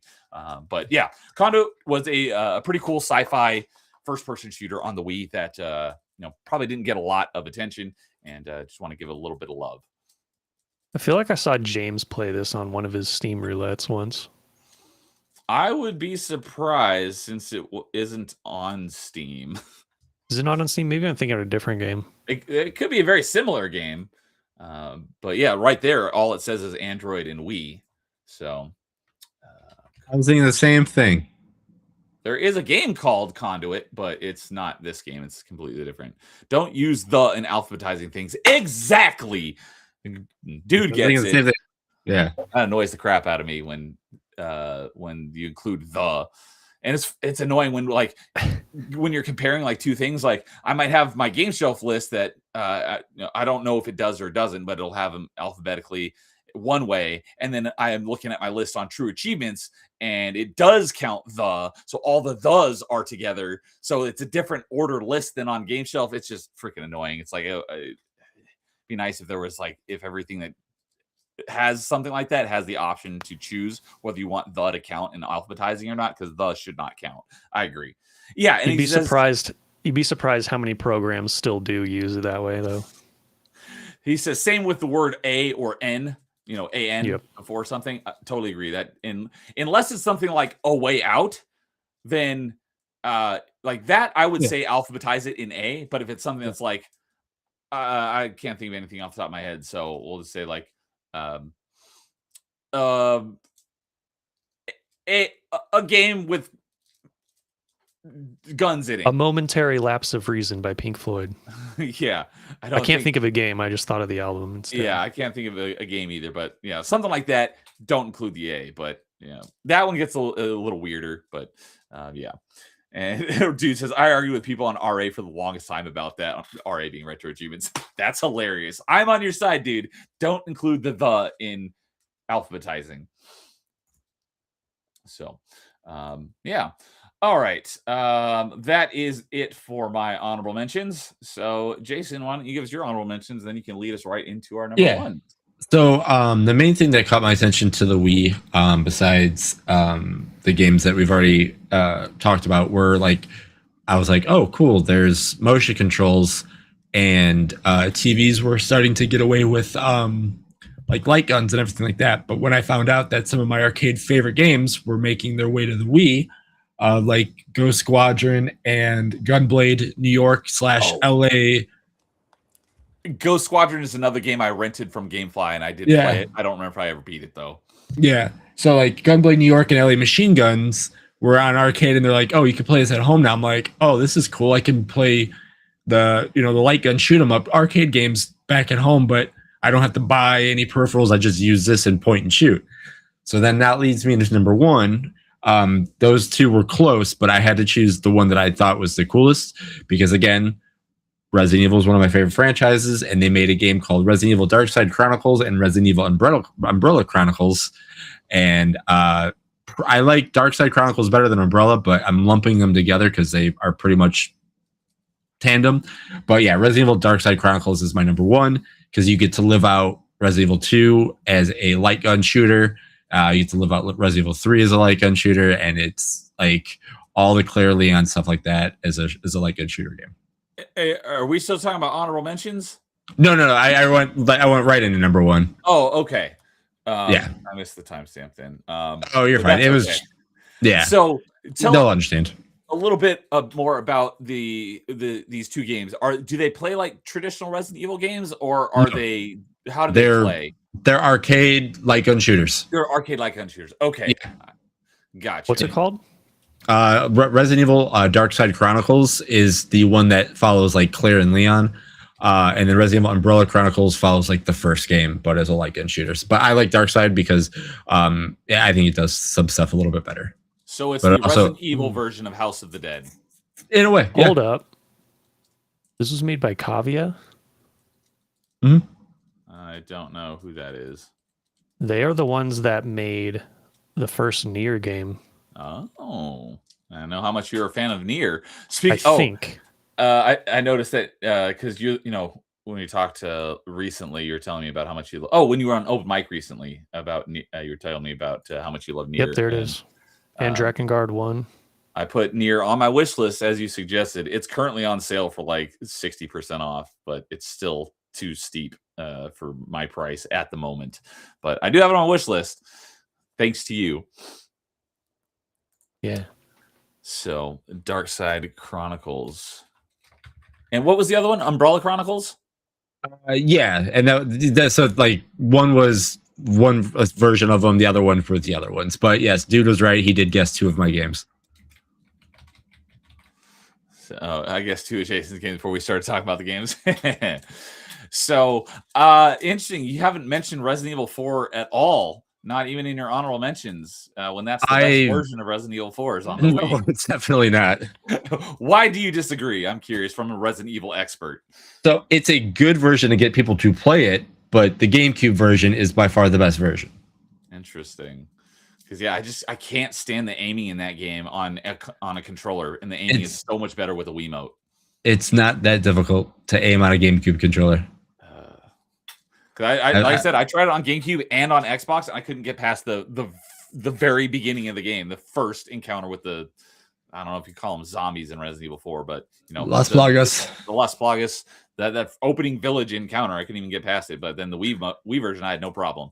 Hey, there's ways around it. Pushing the ladders, jumping through windows, shooting legs. Yeah, it's not difficult. So all right, so let's see here. Let's go to. Does it seriously still not have it listed in the consoles yet? Lame. Resident Evil 4, which I believe is in the Wii rollout, the Wii edition. It is claimed, so there's someone working on the achievements. What I wanted to go to was Resident Evil games that are on the Wii and check those other ones. So it's got the Wii, it's got Resident. Because looking at, I see Darkside and Umbrella Chronicles here. I also see there's 2 more Resident Evil games on the Wii. Archives Resident Evil and Archives Resident Evil 0. Those just like Wii versions of previous Resident Evil games? Yeah, I believe so. Yeah, because I know 0 is the weird one. I didn't know. I the 0 one. I don't know about the other one. Okay. I would assume they're just Wii versions of those games. Okay. And both the ones that you mentioned as your number one, Dark Side Chronicles and Umbrella Chronicles, both of those are claimed. So someone is developing achievement sets for those. I see that. Whether they're going to be available on Thursday or not, I don't know, but someone's working on those achievements. So you'll be able to play those retro achievements very soon. Mm-hmm. Interesting. The Dark Side Chronicles has 3 people working on it. Is that like a collection of 3 different games? There's a bunch of collections. There's a bunch of stuff in it. Like it's 2 Code Veronica, 4 I'm missing a game. But yeah, it's like sections of each game thrown all into one. Oh, okay. Oh, that explains why it's got Leon on the cover art, which I didn't notice until just now. Okay. Interesting. Yeah. So yeah, it's just an arcade version of what like the best way to describe it is like, House of the Dead style Resident Evil, but they took story beats from the games already, and they're just like, okay, throw it all together. And it's like I said, it's a unique change, and the only way you could do it obviously is to have a light gun, or like I said, bring it to the Wii. So yeah, the Wii was the perfect way to bring light gun shooters into the home, and that's one of the things I've talked about not recently, but like on Party Chat. A couple times we talked about like what's something in gaming that's disappeared you'd like to see come back. Even though I didn't really play a lot of light gun shooters because that was an arcade thing, and I was like arcades were. I mean, there were arcades when I was a kid, but it was the arcades were on their way out when I was a kid, so I rarely ever played an arcade machine. But I always thought that they were really cool. I just never got a chance to play them, so I was like, "Oh, the Wii, that's a perfect setting for light gun shooters." But I think the only light gun shooter I played was, as I mentioned, Ghost Squad. So That was the only thing too. Like you said, like I loved LA machine guns, but having a Wiimote instead of the gigantic weapon that you get in the arcade. Because if you've ever seen LA machine gun like arcade cabinet, you're like, holy crap, that's a peripheral. You only get the little Wiimote for the at home. It's like that kind of takes it away, but like again, you get to actually play the game. So yeah. So all right. Yeah, I didn't even know these games existed until just now, so I don't have much to say. Lois, did you know that these games existed? Nope. I've also literally like never touched Resident Evil. It's just something that's probably not for me. Yeah, for the most part. Oh, that was one thing because you know, I don't like scary stuff, and Resident Evil is known as like a scary franchise. That's one of the reasons why I never played it. Resident Evil 4, like I said, I got through most of the game. I was like, this game isn't scary at all. But I think Resident Evil 4, it's because they kind of shifted the tone, and it's a much more of an action game. Whereas I think 1, 2, and 3 are much scarier. Is that an accurate estimation? they're not scary at all. None of them. Unnerving, uneasy is the best way to describe it. Well, I'm saying, but the fact that Resident Evil 4 is more actiony. Oh, 4 for sure is an action movie, yeah. And 1, 2, and 3 are much maybe not scary to you, but are scarier than Resident Evil 4. Best way to describe it, if you want to say anything, Resident Evil, the first one, is alien, and then to me, 2 through whatever are aliens. Okay. Especially 4 is aliens. That makes sense. But like 2 and 3 are 3 you're getting chased, but you're getting chased the whole time. That's the only thing scary about it. And the enemy, whatever. 2 is like the in between everything of 1 and what it ends up becoming. That's why 2 I think is the best game to play. And then 1 is just you're in a mansion that's your puzzle, trying to find a way out, and there's less resources. So it's like, oh, I don't want to go in that room because I'm not equipped to go in that room and I don't know what's there. I could die because I don't have health. That's what makes it scary. And then, yes, there might be something that jumps through a wall. Yeah. Fixed camera angles, I think, are awesome, but that's a different story. I understand people hate fixed camera angles. I think they're fine. Fair enough.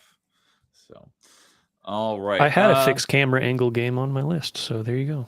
Mm-hmm. Which one was that? Pandora's Tower. Oh, okay. That's right. You did mention that earlier, that it was a fixed camera angle game, at least somewhat. So, all right. Lois, go ahead and let me know. Do you want me to go first, or do you want me to go next, or do you want to? I'll go first. Okay, then I'll go first because mine's really, it's going to be the least surprising ever. It's a game we already mentioned earlier. And hey, speaking of Chronicles, shits. Yeah, Xenoblade Chronicles. Xenoblade Chronicles. Okay. I would not have guessed that just because I didn't realize this was a Wii game. If I had realized that, I probably would have guessed that. So it's also on Switch. Okay, because it got the re-release, the remaster. But and if you remember when we did our top 5 Switch games, I actually had it on the list. Okay. And the reason why I had it in my top 5 is because the Switch version actually adds content to the game. So there's actually new original stuff. And I'm assuming that's a good thing, because I have recently learned that adding more content to an older game isn't always a good thing. Well, the newer content is definitely not as good as the original game. There's a lot of issues I had with it. But the original game was so good that following up to that, it was nearly impossible anyway. So it's hard to live up to the bar that it set. Yeah. So as we mentioned earlier, this was part of the whole Operation Rainfall thing. This game was like the main motivator for that entire campaign. Okay. And as it should have been, because it ended up selling out when it came to the States. So, but the reason why it sold out also is because they made it a GameStop exclusive and they had like a limited quantity and they didn't print more until later on. That's dumb. It was really dumb. But it did sell out, so there was definitely a demand for it. It was a spiritual successor-ish thing to the Xenosaga and Xenogears games because it was made by the same guy. Completely different story, allegedly. It might not be. We don't know yet. But yeah, it's a biggest JRPG ever for the time. It was like had massive world, real time combat, not action combat, but it is real time.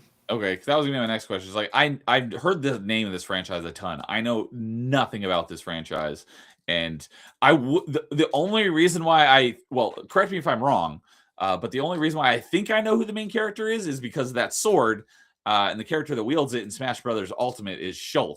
Is Shulk from this game? Yep. Okay, because I saw that character in Smash Brothers, and I had no idea what franchise he even came from. I had to look it up, and I was like, oh, at least I was like. Xenoblade Chronicles, which I've heard the name of, but I know nothing about. So, how would you describe the gameplay in this game? Real time, where your characters auto attack, and then you choose when to use their skill attacks, basically. Okay. And then the skill attacks have like cooldowns. So a lot of people like to compare it to MMO combat. Okay, I was just gonna say it sounds kind of like Knights of the Old Republic, but I think last time I mentioned that you said you hadn't played it. Is that right? No, I haven't played it, so I don't know. But the combat in KOTOR is very similar to an MMO. It's just a single player game. So the fact that you say it's like an MMO combat, that's basically right on par with what I was thinking. Yeah, there could be a lot of similarities there, but I don't know for sure. Okay. And you said this is like a massive game. Oh yeah, massive game. It takes on the first playthrough takes most people around 100 hours. That's a pretty big game. And that's because it's really easy to get distracted, go off the beaten path, and do a bunch of extra stuff.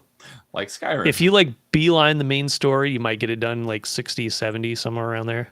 That's a lot. That would be not enjoying the game to its fullest, so don't do that. Don't play it that way. I'm assuming, because of how popular this is, I would assume that this is probably going to be a rollout game. It is claimed by 2 people for retro achievements, but whether it's going to be available on Thursday or soon after, I don't know. Oh, it has already got an in-game achievement system. So that would probably make it easier for writing achievements. So, okay. And yeah, dude says Shulk was introduced in Smash, with the Smash 4 in as the A. Which was that the Wii U one? Yeah, Wii U and 3DS. Okay, I never played either of those ones since I never had a Wii U or a 3DS. So my introduction to him was in Smash Ultimate. There's really no reason to go back to Smash 4, in my opinion. Yeah, Ultimate just took it above and beyond. Yep. There's like barely any single player content for it anyway. So. Okay. And it also says Pyra and Mithra are from Xenoblade Chronicles sequel. Okay, the only reason why I knew they were also from the same franchise is because on the Smash character select you see like an icon behind them that indicates the franchise, and they both have the same symbol. I don't know what the symbol was, but the symbol is the same. I'm like, oh, whatever they're from the same franchise together. It's the sword, the Monado. Is that what that sword is called? Yeah. Ah, okay. That's why October Mike said, this is the Monado's power. I'm like, I have no idea what he's talking about. That's because that's what the sword is called, which I did not know. So, you know what? While we're on the topic, let's see here. How long to beat? I'm going to pull it up and see what it says for 100% Xenoblade Chronicles. Oh, I can tell you that. Oh, you know it off the top of your head? Yeah, it's about 110, 120. Oh. I don't know if was this version that you're looking at here. You said there's this one, and they ported it to Switch. Yeah, they remastered it for the Switch, and that one's the one that added content. That one's going to take even longer. Does that one have another name, like the Xenoblade Remastered? Xenoblade Chronicles Definitive Edition, probably. Yeah. Oh, yeah. Xenoblade Chronicles X Definitive Edition. Okay. Yeah. No, Xenoblade Chronicles X is a different game. Oh, yeah, that's a different one. It's just Xenoblade Chronicles. There's probably something else. Xenoblade. No. Oh, because there is Xenoblade Chronicles X, and there's the Definitive Edition. I'm on How Long to Beat. At least I'm only seeing one Xenoblade Chronicles, and it says main story 57 hours, and then completion 142 hours. So if there's a Definitive Edition, which is not actually listed here on Here it is. How Long to Beat, it would probably be even longer than 142 hours that's listed here. So yeah, that's a good. That's a lengthy game. So it said 142 hours. Yeah, on the original version, not the definitive edition. Okay. For the 100%. Because I did it in less time. I think that was because it was my second playthrough, not my first. That would make sense. So, yeah, if you want a lengthy RPG to sink your teeth into, there's Xenoblade Chronicles. So, all right. And I forgot to, there are a couple other people in chat that I have not seen the names for, so I just want to say hi to them. So, Hedgehog Fan Fanatic, and 2006, so maybe he's a fan of Sonic 06. I hear it's not a very good game, but hello, Hedgehog Fanatic. Welcome to Top 5 Wii Games. He says, the only games I found good after playing Wii Games implied were Wii Sports, Wii Play, Mario Super Sluggers, and Sonic Colors. The only one of those I played is Wii Sports. Mario Super Sluggers is fun. I played Sonic Colors. I didn't like it. But always like to hear what everyone in chat's favorite games from the console that we're talking about for top 5 are. So I appreciate you dropping some of your favorites there. And we got Teddy Belcher 4K Ultra Wide. Welcome. Said that game was free with the system. That means it's cooked. That game is trash, bro. I don't know what game he's referring to. Whether it's I think he was talking about Xenoblade, but Evil. But it's a game free with the system. It's probably Wii Sports. Yeah, Wii Sports came with my Wii. I don't have Xenoblade, so it did not come with the Wii unless it was. Yeah. He mentioned this when we were talking about Xenoblade, so maybe he's watching early. So I don't know. Maybe YouTube put him like 2 hours behind. It's done that to me before. I hate it. I've had that happen before too, where I was watching a stream live and then I was commenting, and I think it was Dude was in chat. He's like, you're like 15 minutes behind. I'm like, how did I get 15 minutes behind when I've been listening to the whole time? I have no idea how that happened, but it's if you're on PC, it might happen on mobile too, actually. But if you know how when you see a video and then it starts playing like automatically as like a preview, you get views from that now. Yeah, and then so if you go off of that, it will save the time that it stopped that preview at, and then it will put you there when you click on the video. Interesting. It's the dumbest thing ever. That is really stupid, but like 99% of my YouTube viewing is on mobile, so that is not, at least on iOS, it doesn't do that. So, yeah, I don't know. I'm not sure what game is trash, but I can't say because I've never played any Xenoblade. I know basically nothing about the franchise. I learned more about the franchise right now in the last 5 minutes than I knew, before. No, I'm assuming he's talking about Wii Sports, and I could understand people. I could understand people saying that, like, they pick it up like, "Oh, this is dumb," and then they turn it off. That makes a lot of more people sense. did that. Maybe he's watching from the beginning of the stream because that game was bundled in with the Wii. And I'm not saying it's a great game, but it was a lot of fun. It was a good game. So, all right. Well, with that, I will go ahead and finish off our number ones with my number one favorite Wii game. And, no surprise, it's the not other M Metroid game on Wii, the Metroid trilogy. No, I'm just kidding. That's a cheap cop-out answer. I would want to put that one because it has all three of them, but I haven't actually played that version, so that is not actually my answer. I just wanted. I would have said no. Come up with another one. That is completely fair. That one is. I think someone's working on the achievements, but because it's 3 games, it's going to be a while till it gets retro achievements. But I am very much looking forward to playing that one somewhere down the line for retro achievements, so I can play through Primes 1 and 2 again, and then 3 again. But do them all on one game for retro achievement. I'm looking forward to that. But no, my real answer is my second favorite game in this franchise, and it's very, very, very closely almost tied with my first, and that is the other Zelda game, which was a launch title. And this was the reason I got a Wii, Zelda Twilight Princess. So I kind of alluded to it earlier, and I didn't really talk about it much because when I was talking about Skyward Sword, I'm going to be doing Twilight Princess before and I'm going to immediately go into Skyward Sword after that. But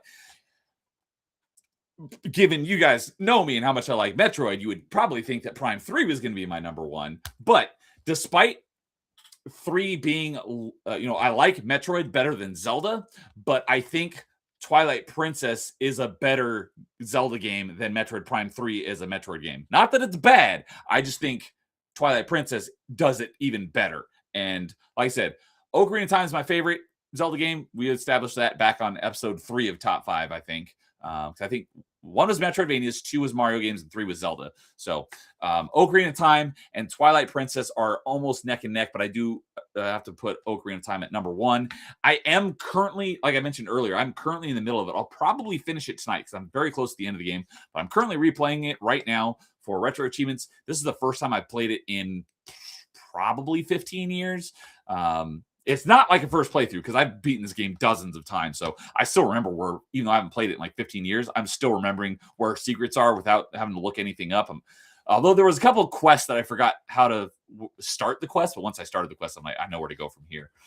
But yeah, like there's certain holes where you have to like drop a bomb or hit it with the Megaton hammer. And I remember where those are, even though I've played it forever. But anyways, Twilight Princess is a better Zelda game, I think, than Prime 3 as a Metroid game. And so that's why I put Twilight Princess as my number 1. And like I said, I got Wii on launch specifically for this game. All the other games that I got on launch were just ones that I was like, I'm getting a Wii, I might as well pick up some other games to play with it. So the guy recommended me a couple games. I think I mentioned earlier in the stream, one of them was Trauma Center Second Opinion, which is another one that I don't know if it's going to be on launch, but it does have retro achievements in the works. And I will be playing that at some point.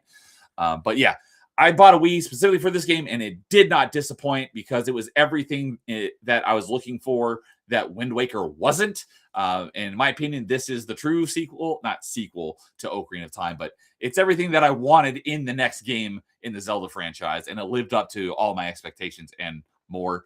And it's significantly longer because Ocarina of Time, it's probably like a 20 to 25 hour game if you're doing like the main plus extras. I think because I've beaten this game 3 times. It's just been a long time since I played it. So I'm very much looking forward to playing through it again for the first time in a long time. At least the first 2 playthroughs were at least 60 hours because I think this might, correct me if I'm wrong, but I think this is the first Zelda game that also tracked your time. The other previous games, it would track like how many deaths you had. I know like the number counter on Ocarina of Time tells you how many deaths you had. This one actually had a time tracker, and I think the first 2 times I played through it, and I wasn't even going for 100%, was at least 60 hours. So it's a much lengthier game, which isn't necessarily a bad thing because it was all, in my opinion, good content. It wasn't just like, how a lot of the open world games is like, here's stuff to do. Yeah. Is it quality content? I felt that despite being a much bigger game, it had a lot of good content in it. So I'm very much looking forward to playing this again for Retro Achievements here, probably next week. Although my plan is Metroid Prime 3 first, and then Twilight Princess. But before I get to Twilight Princess, I do have to beat Ocarina of Time, which I'll probably do tonight.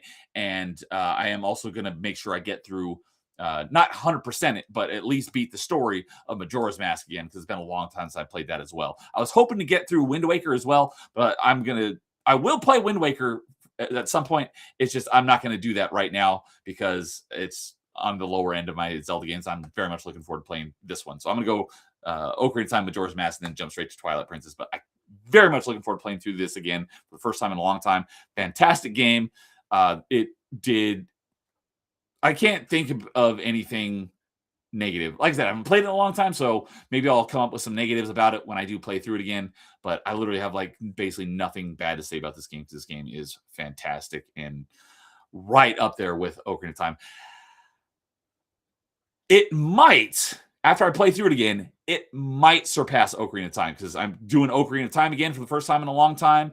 And my biggest complaint about the game is I just didn't realize like how glacially slow the pace of the game is. Like the running animations, your movement speed, like how every time you pause it to bring up your menu, how long it takes the menu to come up and go away. Like everything in that game is like so slow, which is fortunate that I'm playing for Retro Achievements. I've been playing most of the game in ×3 speed, and it has alleviated most of that. I basically go back to regular speed when I'm in combat, but for the most part, I'm playing the whole game in ×3 speed, and it makes it much more enjoyable. So we'll see if after I play Twilight Princess again, it might surpass Ocarina of Time as my number 1. We'll see. But yes, Twilight Princess is phenomenal. excellent game, and I'm very much looking forward to playing it again for the first time in a long time. So that is my number one favorite Wii game. And my only disappointment in this was that the motion controls were a bit misrepresented, because I was expecting the motion controls to be like they are in Skyward Sword, which requires Wii Motion Plus. We didn't have that yet, and it made us think that it was going to be like that. And for anyone who doesn't know, in Twilight Princess, since this was a launch title and the motion controls weren't refined enough because they didn't have Wii Motion Plus yet, all the motions are basically tied to like a button press, essentially. So obviously, where'd my Wiimote go? You swing your sword like this, but it's just like a button press of swinging your sword in like an older game. Whereas Skyward Sword is Wii Motion Plus, so you can actually like hold your sword, and your character, Link holds the sword and it'll move it around just like you're holding it, because it has much more precise. Whereas Twilight, for instance, doesn't have that precise, so you can't like hold your sword around. You're basically just like motions to do button presses rather than like one-to-one. So that was really my only disappointment in it, but that was not necessarily a problem with the game because they didn't have the technology yet. It was more so like a failure on the marketing, or maybe my perception of what we were going to get. So that could be entirely on me. That's really my only disappointment with it, was the motion controls weren't quite what I was expecting, but I still love them. So yeah, I think that. Oh, and one other thing is that was really cool is because a lot of the Zelda games, a common recurring item that you get is the hook shot. This one replaced it. It has the same function, but it had the claw shot. And basically the main difference is in the hook shot, and pretty much all the Zelda games, is you'll attach to something, it'll pull you to it, and then it immediately disconnects. The claw shot, it'll actually stay connected until you tell it otherwise, so you can like hang on walls. So it was cool when one of the later dungeons, you got a second claw shot, and you're basically like fantasy Spider-Man, because you can hang from one and then shoot another one, and then hang and then shoot another one. So it was really cool being able to do like Spider-Man in Zelda. So that was another cool thing. So, and right here at the end, Suns and Shadows coming in saying, "Hail, Chad. Good evening, Jeff. Hope you're doing well. We're just about to wrap up, but yes, I'm wrapping up our number ones, and Twilight Princess is my number one favorite Wii game." And also, Ariana Floyd is showing up in chat as well, saying hello. Good evening to you, Ariana. I don't know why I keep saying Ariana Floyd. Always good to see you guys. So, do either of you did either of you play Twilight Princess, either the GameCube or Wii version? Yeah, I played the GameCube. I played it on GameCube and Wii U. I didn't realize it was on Wii U. Yeah, there was an HD port. Oh, that's the one that people keep clamoring, like, bring that to Switch, like they did with Skyward Sword. So if they did, I would absolutely buy this on Switch. Really no reason not to. I don't know why they haven't done it. Yeah. Same with Wind Waker. It has also not been ported to Switch, and everyone wants that as well. Yeah. So I also would go back and forth whether I like this one or Ocarina of Time more. I think I give it to Ocarina of Time, mostly because of personal bias, but also because one of the biggest issues that you didn't mention that I have with Twilight Princess is the combat. The combat is way too easy in this game. Oh, okay. And I don't know if it's like harder in the Wii version because you have to use the waggle controls, but in the GameCube version and the Wii U version, the game is like pathetically easy in my opinion. They do give you a lot more combat options than they do in the previous 3D Zeldas.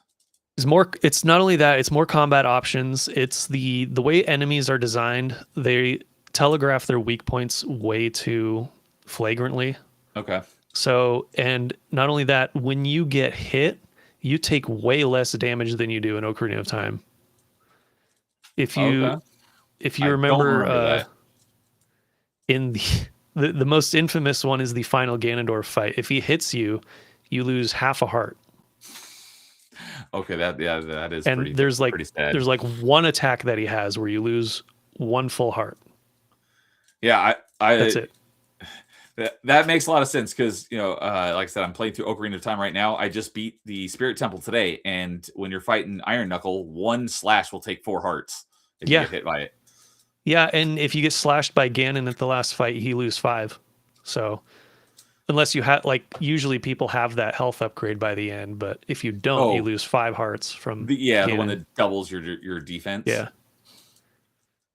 Yeah. So okay, I don't. I remember doing the 3-heart challenge. I think Twilight Princess was the first one that I did that for.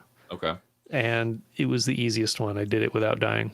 I know dude did that because he for the GameCube version, he's mastered the GameCube version. I will play the GameCube version at some point as well.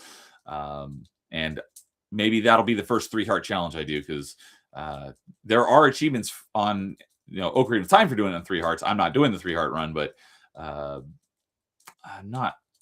I could, especially since I played this game so much, but I think you should try it. List. I think it makes those games way more fun. I will definitely give it a shot at some point. It's just I don't know when I'll get around to doing that. Yeah, especially if you have like a history with the series and the 3D games, especially going into it with 3 hearts, it kind of like changes the way you approach combat. Absolutely, it totally changes the dynamic of the game. Especially when you go up against those Iron Knuckles because you die in 1 hit. Yep. Especially when you fight him, as Child Link, and you have to hit him so many more times because your sword is so weak. Yeah, that's like the worst fight in the game. But I was just thinking about it today. I think the Spirit Temple is my favorite in the game. It's mine too. That's my favorite dungeon. Yeah. But Ariana Floyd says, well, I just want to say hello. Now I have to go, so have a good night and happy St. Patrick's Day. Well, thanks for dropping in for a short time. Happy St. Patrick. I totally forgot it was St. Patrick's Day. So happy St. Patrick's Day to everyone. Same. So, and Jason, you said you played the GameCube version as well? Yeah, I didn't finish it, but I played a little bit of it. Okay. It was Dude that informed me when we talked back when the GameCube launched. We were talking about, I think, on Achievement Chasers. Because I didn't know this. I haven't played the GameCube version. But what I did know is because canonically, Link is left-handed in all the promotional art and stuff in all the games until Twilight Princess. And they switched him to right-handed for that game because you're actually using, although they didn't have to, because like I said, with the motion controls, it's not as precise as I thought it was going to be. But I was like, even before the game came out, that's going to be kind of weird when he's left-handed, but I'm holding the sword in the right hand. It totally would have worked. In this one, Skyward Sword, it probably would have been a little weird. But anyways, because of the motion controls, they switched him to right-handed because more people are right-handed than left-handed. However, in the GameCube game, they didn't just flip Link. What I learned from Dude is they mirrored the entire world. So, if you were to turn right to go down a hallway in the Wii version, you would actually be turning left to go down a hallway in the GameCube version, which I haven't played it yet, but I'm going to be replaying the Wii version here very soon. So when I do get around to playing the GameCube version, I'll be able to see it for myself. But I did not know that until Dude told me about it. So that's interesting. Instead of just flipping the character, they flipped the entire game world. So yeah, I think the GameCube layout is actually the canon one because they have the Gerudo Desert in the west.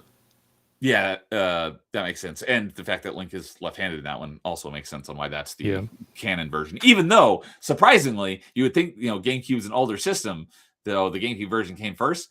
No, even though they developed it for GameCube, the Twilight Princess for Wii launched first, and it was a launch title for the Wii, and then the GameCube version came out like a week later. So the Wii version has actually been around longer than the GameCube version. Funny enough. They had to convince more people to buy it. So, but Dude says, luckily, the Twilight Princess HD has a hard mode, and the Ganondorf amiibo adds more damage on top of that. So if you really want the tough version, play the HD version. And that's another thing that's freaking annoying about amiibos is basically game altering content locked behind basically physical DLC. So, and then Twilight Princess on GameCube had Chivos for being the trial cavern on 3 hearts. That's right. I remember him telling me. I did that. That's That's definitely the hardest part. That definitely sounds like the hardest part. I don't remember playing that part back in the day. I probably did it, but I may not have. But I will definitely be doing that again because I'm sure there's going to be achievements for it on the Wii version. So I'll be doing that here soon, and I'll get to experience it myself, or either for the first time or maybe I'll get to it and be like, oh, I do remember doing this. So we shall see. So Yeah, that last room where you have to fight 3 Dark Nuts at the same time. It's a little insane. Yeah. It's like a Dark Souls boss, basically. So, all right. Well, looks like that will do it for tonight's top 5. So thank you, Lois, for joining us and making it so it's not just Jason and I on the panel. Appreciate it. So, but is there anything you got going on over on your channel you want to tell us about? I'm still waiting on my PC case to come in. So there's that. I have all the parts for my new PC. I just need to wait for the case now because that got delayed. Yeah, that's right. You messaged me about that yesterday, I think. It's like, that sucks. Yeah. I'm going to probably try and see if I can find a alternative out there, but I think you mentioned that in chat during Metrovania Monday last night. You were asking me about Satisfactory, and it's like, yeah, we'll definitely have to do some co-op once you get that up and running. Yeah, I am dying to get back into that game. That's a big motivator for me getting my PC done as soon as possible. Just saying. Good game. And yeah, I mentioned it in chat there, but I was considering doing a little co-op session with Neo one of these days. We'll see how that works. And I've never played a co-op game on like PC from what I remember. So yeah, there will be a lot of boomering and fumbling around and trying to figure things out. So, and I was thinking, because I'm usually pretty busy with the evenings, but given you have a very weird work schedule, maybe we can work out something where we do it during the day rather than at night. Yeah, probably. So I'm definitely open to it. We'll have to talk more about it, but I'm definitely. Whenever I'm on these top 5s, I have to go to bed early, basically. And then, yeah, whatever happens, happens. Like, I went to bed early today, woke up 2 hours later, couldn't fall back asleep. And then once I finally did fall back asleep, I sleep through my alarm. And then that's why I was late. Well, you showed up just in time. We were still on our number 5, so always great chatting games with you. So thanks for coming on and making it so it wasn't just Jason and I. Not that I would have any problem with that, but it's just more fun to have more people. Yeah. No, yeah, I'm glad we had an extra person. Yep. So there is one more plan that I have. I just thought of this recently. All right. When I get to if I can get to 2,000 subs on YouTube, I'm going to stream Sonic Adventure 2, and I'm going to 100% the game on stream. Oh, and that's your favorite Sonic game, right? It is. Let's see here. And but 100%ing it is it's pretty tough. It's yeah. I'm assuming you've probably never done that before. I have done it before. Oh, you have. Beating Sonic Adventure 2, if you just go through the story modes, probably take you around 5 hours ish. 5 to 10. It depends on how many times you die, obviously. But it's not very long. 100%ing the game will probably take you 10 times that amount. So, yeah. And why exactly is that? What is involved when 100%ing the game? So you have to beat every stage with an A rank, which means getting to the end under a certain time and with a certain number of points. Okay. And there's 5 missions on each stage. You have to get A rank on all of them. You have to do boss rush mode. You have to do a couple mini games. You have to do the Chow Garden, which is a massive time sink. And send your Chow through the race course over and over and over and over again to get all the medals. So that takes like hours upon hours by itself. What else is there? I think that's about it. But doing all that, it's probably from what I remember, it took me over 100 hours to do it. Jeez. And what was that on platform-wise? Originally released on Dreamcast and then was ported to GameCube. Okay. Is that Sonic Adventure 2 Battle? Is that the same one? That one. Yeah. Sonic Adventure 2 Battle does have retro achievements. It's got 340 achievements. Jeez. And yeah. I'm not surprised. Interesting. It says this to beat the, I would assume that there's achievements in here for all the stuff that you're talking about since there's 340 of them, but it says beat the game, just beat the story is 8.5 hours, and then mastered. It only says 50 hours. I would think it'd be longer than that. But yeah, you could go play for retro achievements, and then you get a lot of achievements knocked out at one time. I suppose if you're like using a guide and you already know everything about the game, 50 hours is probably about right. But Yeah, for me back in the day, I wasn't using a guide or any help at all. I was just trying to figure things out. And that's what I was there's also thinking. searching for the hidden abilities. You have to find that on your own too. So there's like hidden abilities for each character in one stage. So yeah, I was thinking that this is all the people that mastered it are probably like people who are well versed in the game. So I was like, that time estimate seems probably pretty low for someone who's doesn't know this game well already. Yeah. So all right, well, that will be I do interesting. While we're on that topic, okay. You said if you hit 2,000. You're currently at 1.39, so almost almost at 1,400. So got a ways to go, but hopefully we can get you there and make that happen. So yep. So I do have some more plans. Obviously, when I get my new PC all built, I'm going to be doing a bunch of stream testing and stuff like that. I also plan to stream Legend of Heroes Trails to Azure on Nightmare mode, either later this month or next month. So there's that. Okay. So, but yeah, as usual, everyone's links to their channels are in the stream description, but I did drop the link to Lois' channel in chat as well. So if you aren't subbed to him, go give him a sub and help get him to that 2,000 mark so he can play his favorite Sonic game ever and torture himself with 100%. Yeah. It'll be fun. No, actually, I have been itching to play that game again though, because I recently played got all the endings in Shadow the Hedgehog on stream, so that was an experience. Yeah, that's right. I remember you. I was going to ask you about that because I remember you saying that you got all the endings in some Sonic game, but I didn't remember which one it was. It was Shadow the Hedgehog. Yep. All right. And then I also recently played Sonic X Shadow Generations and thought it was pretty mid. Oh, was that the first time playing it? Yeah. That's also a bit of an older game too, right? It's Sonic Generations is the re-release that I just mentioned came out last year, I think. Oh, okay. That one is a newer game then. Okay. I thought it was an older one. All right. But me and modern 3D Sonic do not get along. Understandable. I feel like I was just going to ask you one other thing, but now I don't remember what it was. So, oh well.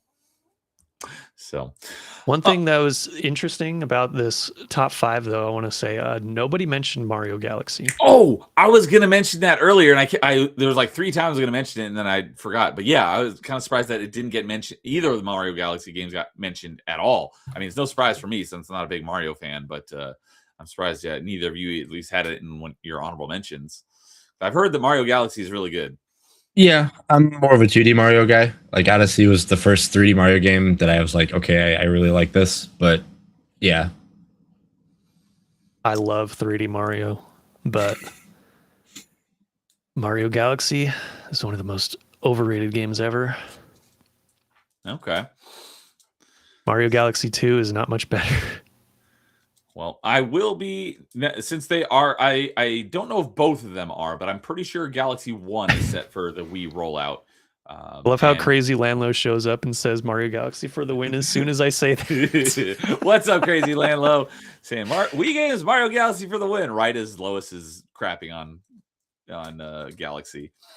But yeah, so I will, not immediately, but I will be playing the Galaxy games for the first time for Retro Achievements somewhere in the near future, probably before the end of whatever the launch event is. So GameCube had a launch event that lasted 6 months. So they still haven't given us the details on the launch event. It might not be revealed until Thursday, but I will probably do both Mario Galaxy games before the end of that event. Is what I'm going to try to plan on doing. But before that, I'm planning on doing Sunshine, which I've never done. So I've got a lot of Mario ahead of me in the future as well. Yeah, I always say Mario Galaxy is my least favorite 3D Mario, but that's always because I forget that 3D Land exists on the 3DS. Oh, that's a 3D Mario? Yeah. And that's not a fan of that one either. It's on the 3DS. If it wasn't on the 3DS, would it be a better game? Or would it be a good game, I should say? Probably. Okay. Well, I only played it once. I played it through from start to finish in like 6 hours. Okay. And then that was it. I'm like, all right, I'm done. It was very unremarkable in pretty much every aspect other than like the 3D mode on the 3DS, because you actually kind of have to use it to see where you're going in some spots. Okay. It's very weird. Yeah, that was one of the things, like, because I know later on they released the 2DS, which doesn't have the 3D feature. I'm like, are there any games that like causes you to not be able to play it because it relies on the 3D effect? I don't know. So it sounds like that one might be, might fit in that category maybe a little bit. Yeah, people say that it's one of the games that requires the 3D. You can probably do it without it, but it's going to be harder. Yeah, that makes sense. So Crazy Landlord says, yeah, then I heard overrated, and I'm like, that's definitely a take. I know the Galaxy games are widely loved, but I have not played them because I'm not big on Mario, but I will be playing them in the near future. So he says 3D World is pretty much 3D Land just on Wii U and Switch. So, yeah, 3D World is awesome. Okay. I actually did play that on the Wii U. That game was really fun. All right. So, well, as always, great talking video games with you, and always appreciate you coming on Top Fives with us. So, yeah. Jason, glad to be back on a stream with you because it's been way too long. Mm-hmm. So, is there anything that you have planned on your channel that you want to let us know about? Nothing at the moment. Things are still kind of wild for you. Yes, very wild right now. So, all right. Well, while we're on that topic, we do have another top 5 scheduled for 2 weeks from today. It is not something that Jason has any knowledge. Yeah, I was like, that's in 2 weeks, right? I was like, I think I know what it is. So, do you think you're going to be there? Because you were for the last one. I was. I don't know. Everything's kind of up in the air. I will, as soon as I know, I'll let you know. All right. Well, if you miss this one, right, it's a topic that you're not versed in, so you're not missing much. But anyways, the next topic is another one that I'm a big fan of. And last fall we did after I finished rewatching my favorite TV show, Stargate. We did top 5 Stargate SG-1 episodes, and in 2 weeks we're doing top 5 Stargate Atlantis episodes. So I'm gonna get a group of Stargate enjoyers together, and we're gonna rank our top 5 personal Stargate Atlantis episodes. So Jason has not seen Stargate Atlantis, much less SG-1, so he wouldn't, even if he is on the panel, he will not have a list. So if any of you guys are out there are big Stargate fans and want to rank your top 5 favorite Stargate Atlantis episodes, let me know. Because I don't have the roster nailed down yet, so it is still up in the air. Oh no, go back. Where'd it go? All right. So as for me, last night I'm doing, every Monday I'm doing Metroidvania Monday, so I'm still in the middle of Mini Shoot Adventures, which I'm loving that game, and it was such a nice surprise that it shadow dropped onto Xbox and onto Game Pass while I was up in Canada snowboarding. So I got back and I'm like, that's my next Metroidvania Monday game. So I'm having a lot of fun with it. I'm really close to the end, so I'm almost guaranteed that I'm going to finish the game this upcoming Monday.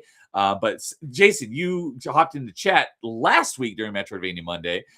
So you've played it. Did you beat it as well? No, I think it's been my cozy game if I'm not just dead from what I've been doing to fall asleep, I'll play a little bit of that. I think I'm on the third dungeon, whatever you want to call it. Okay. I think that's where I'm at right now. But yeah, I'm slowly making my way through. But it's been very fun. I got stuck at one part and I felt like, because you say it's Metroidvania style, I'm like, this is more Zelda than Metroidvania in my opinion.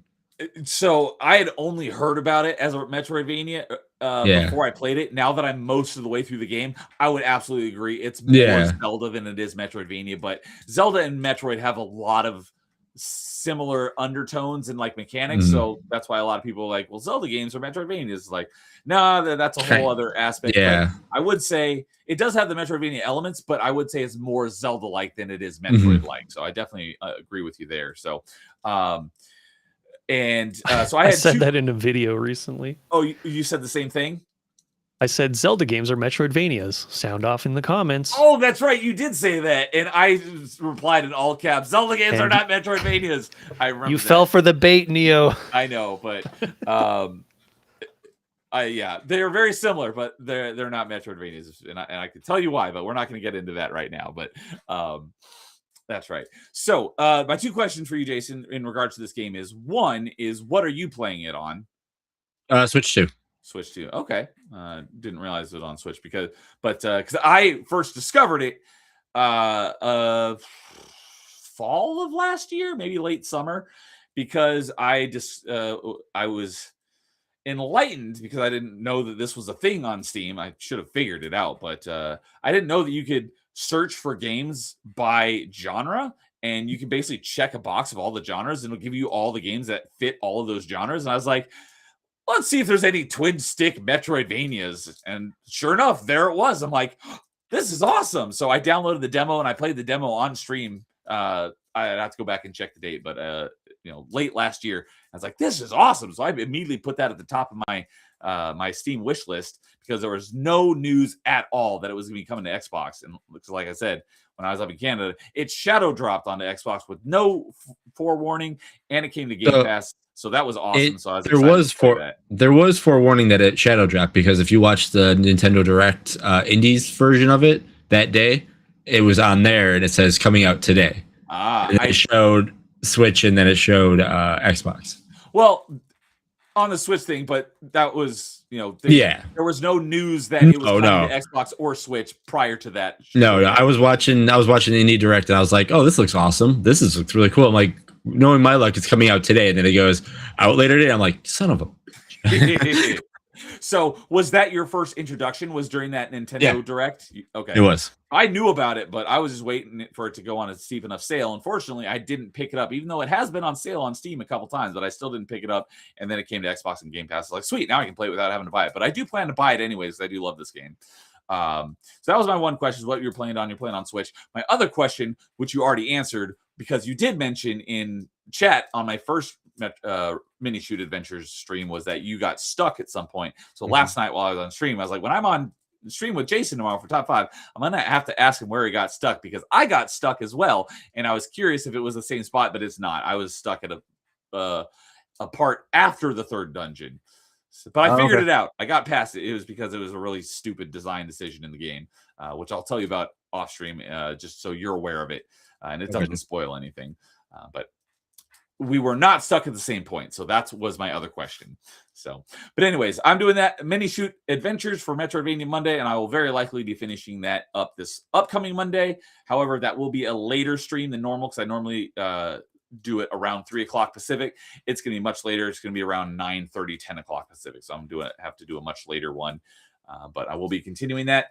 And then tomorrow night, because my other Wednesday streams is going on a bit of a hiatus, because my co-host says on that stream that I'm doing on his channel has been going through, he's got some rough stuff going on in life right now, so we're putting that on the back burner for now. So in the meantime, I've started doing another gaming stream, because I was like, I want to do some more gaming on stream. So I recently started Retro Rewind, where I play older games on stream. And so the first one I did was the Mega Man X 1, 2, and 3 randomizer, which was a lot of fun. And then I played it again almost immediately off stream, because that was a lot of fun. I really liked that. And so the next game I started, and I only did one stream, and that was last Wednesday. So I'll be doing more of that tomorrow night, is A Link to the Past. So as I said, I've been doing a lot of Zeldas so that I can get all prepped for playing this again Not necessarily on Thursday, but very, very soon because I'm doing Metroid Prime 3 first. But I'm going You're through a playing bunch the of best Zelda. Zeldas. Now, that's Ocarina of Time. But No, you're not. No. This is only my second time ever playing Link to the Past. The first time I played it was probably 20 years ago. So it's almost like a first playthrough because it was very long ago and I've only played it once. And I do see a lot of the like what people say like Ocarina of Time and Link to the Past are basically the same game, just one is 2D and one is 3D. I totally understand that, but it is a good game, but I still think Ocarina of Time is better. But they are both great games, and I am enjoying my playthrough, so I'll be continuing more of A Link to the Past tomorrow night, and I'm hoping I can almost guarantee that I will not be beating it tomorrow night because I only just got to the Dark World, so I think there's still quite a ways to go. But I'm hoping that I can beat it. Ideally, I'll beat it next Wednesday's stream. But we'll see. And then this Thursday, as I mentioned, is the Wii launch on Retro Achievements, which I'm super excited about. And Thursday evening, Dude and I will be doing our next episode of Achievement Chasers for February. We usually like to do it at the beginning of the month, but I was out of town for the first week, and then I was like, hey, you know what? Why don't we just push it back one more week so that we can do our Achievement Chasers on the day of the Wii launch, so we can also talk about the Wii launch for Retro Achievements on our Achievement Chasers. So we'll be talking all about that on Achievement Chasers on Thursday night as well. So. But yeah, Crazy Lionel said, Lois, you gotta like Galaxy's music though, and Lois says yes, the music is good. So I've heard the music in that game is great, but I haven't played it, so I don't know. But that is it for tonight's top 5. Great to be back, and I look forward. Things are kind of up in the air because we'll be doing another one in 2 weeks. We don't have anything else planned out for the next topics after that. So hopefully we'll still be able to keep it to the regular every other Tuesday, but that is kind of up in the air. But hopefully, even if we have to, change it, we'll figure it out because we like doing the show. So it may have to change when we're doing it, but we'll keep it going. So, yeah, Lois, Jason, great talking games with you. Everyone in chat, thanks for hanging out and listening to us give our top 5 Wii games. And if you want, you can go into my Discord and you can drop your top 5 lists. I'd be curious to hear what your guys' all lists are as well. So, but that will do it for tonight, everyone. Thank you all. Have a great night, and we will see you all later. And we'll talk to you next time. And as always, in the meantime, game on.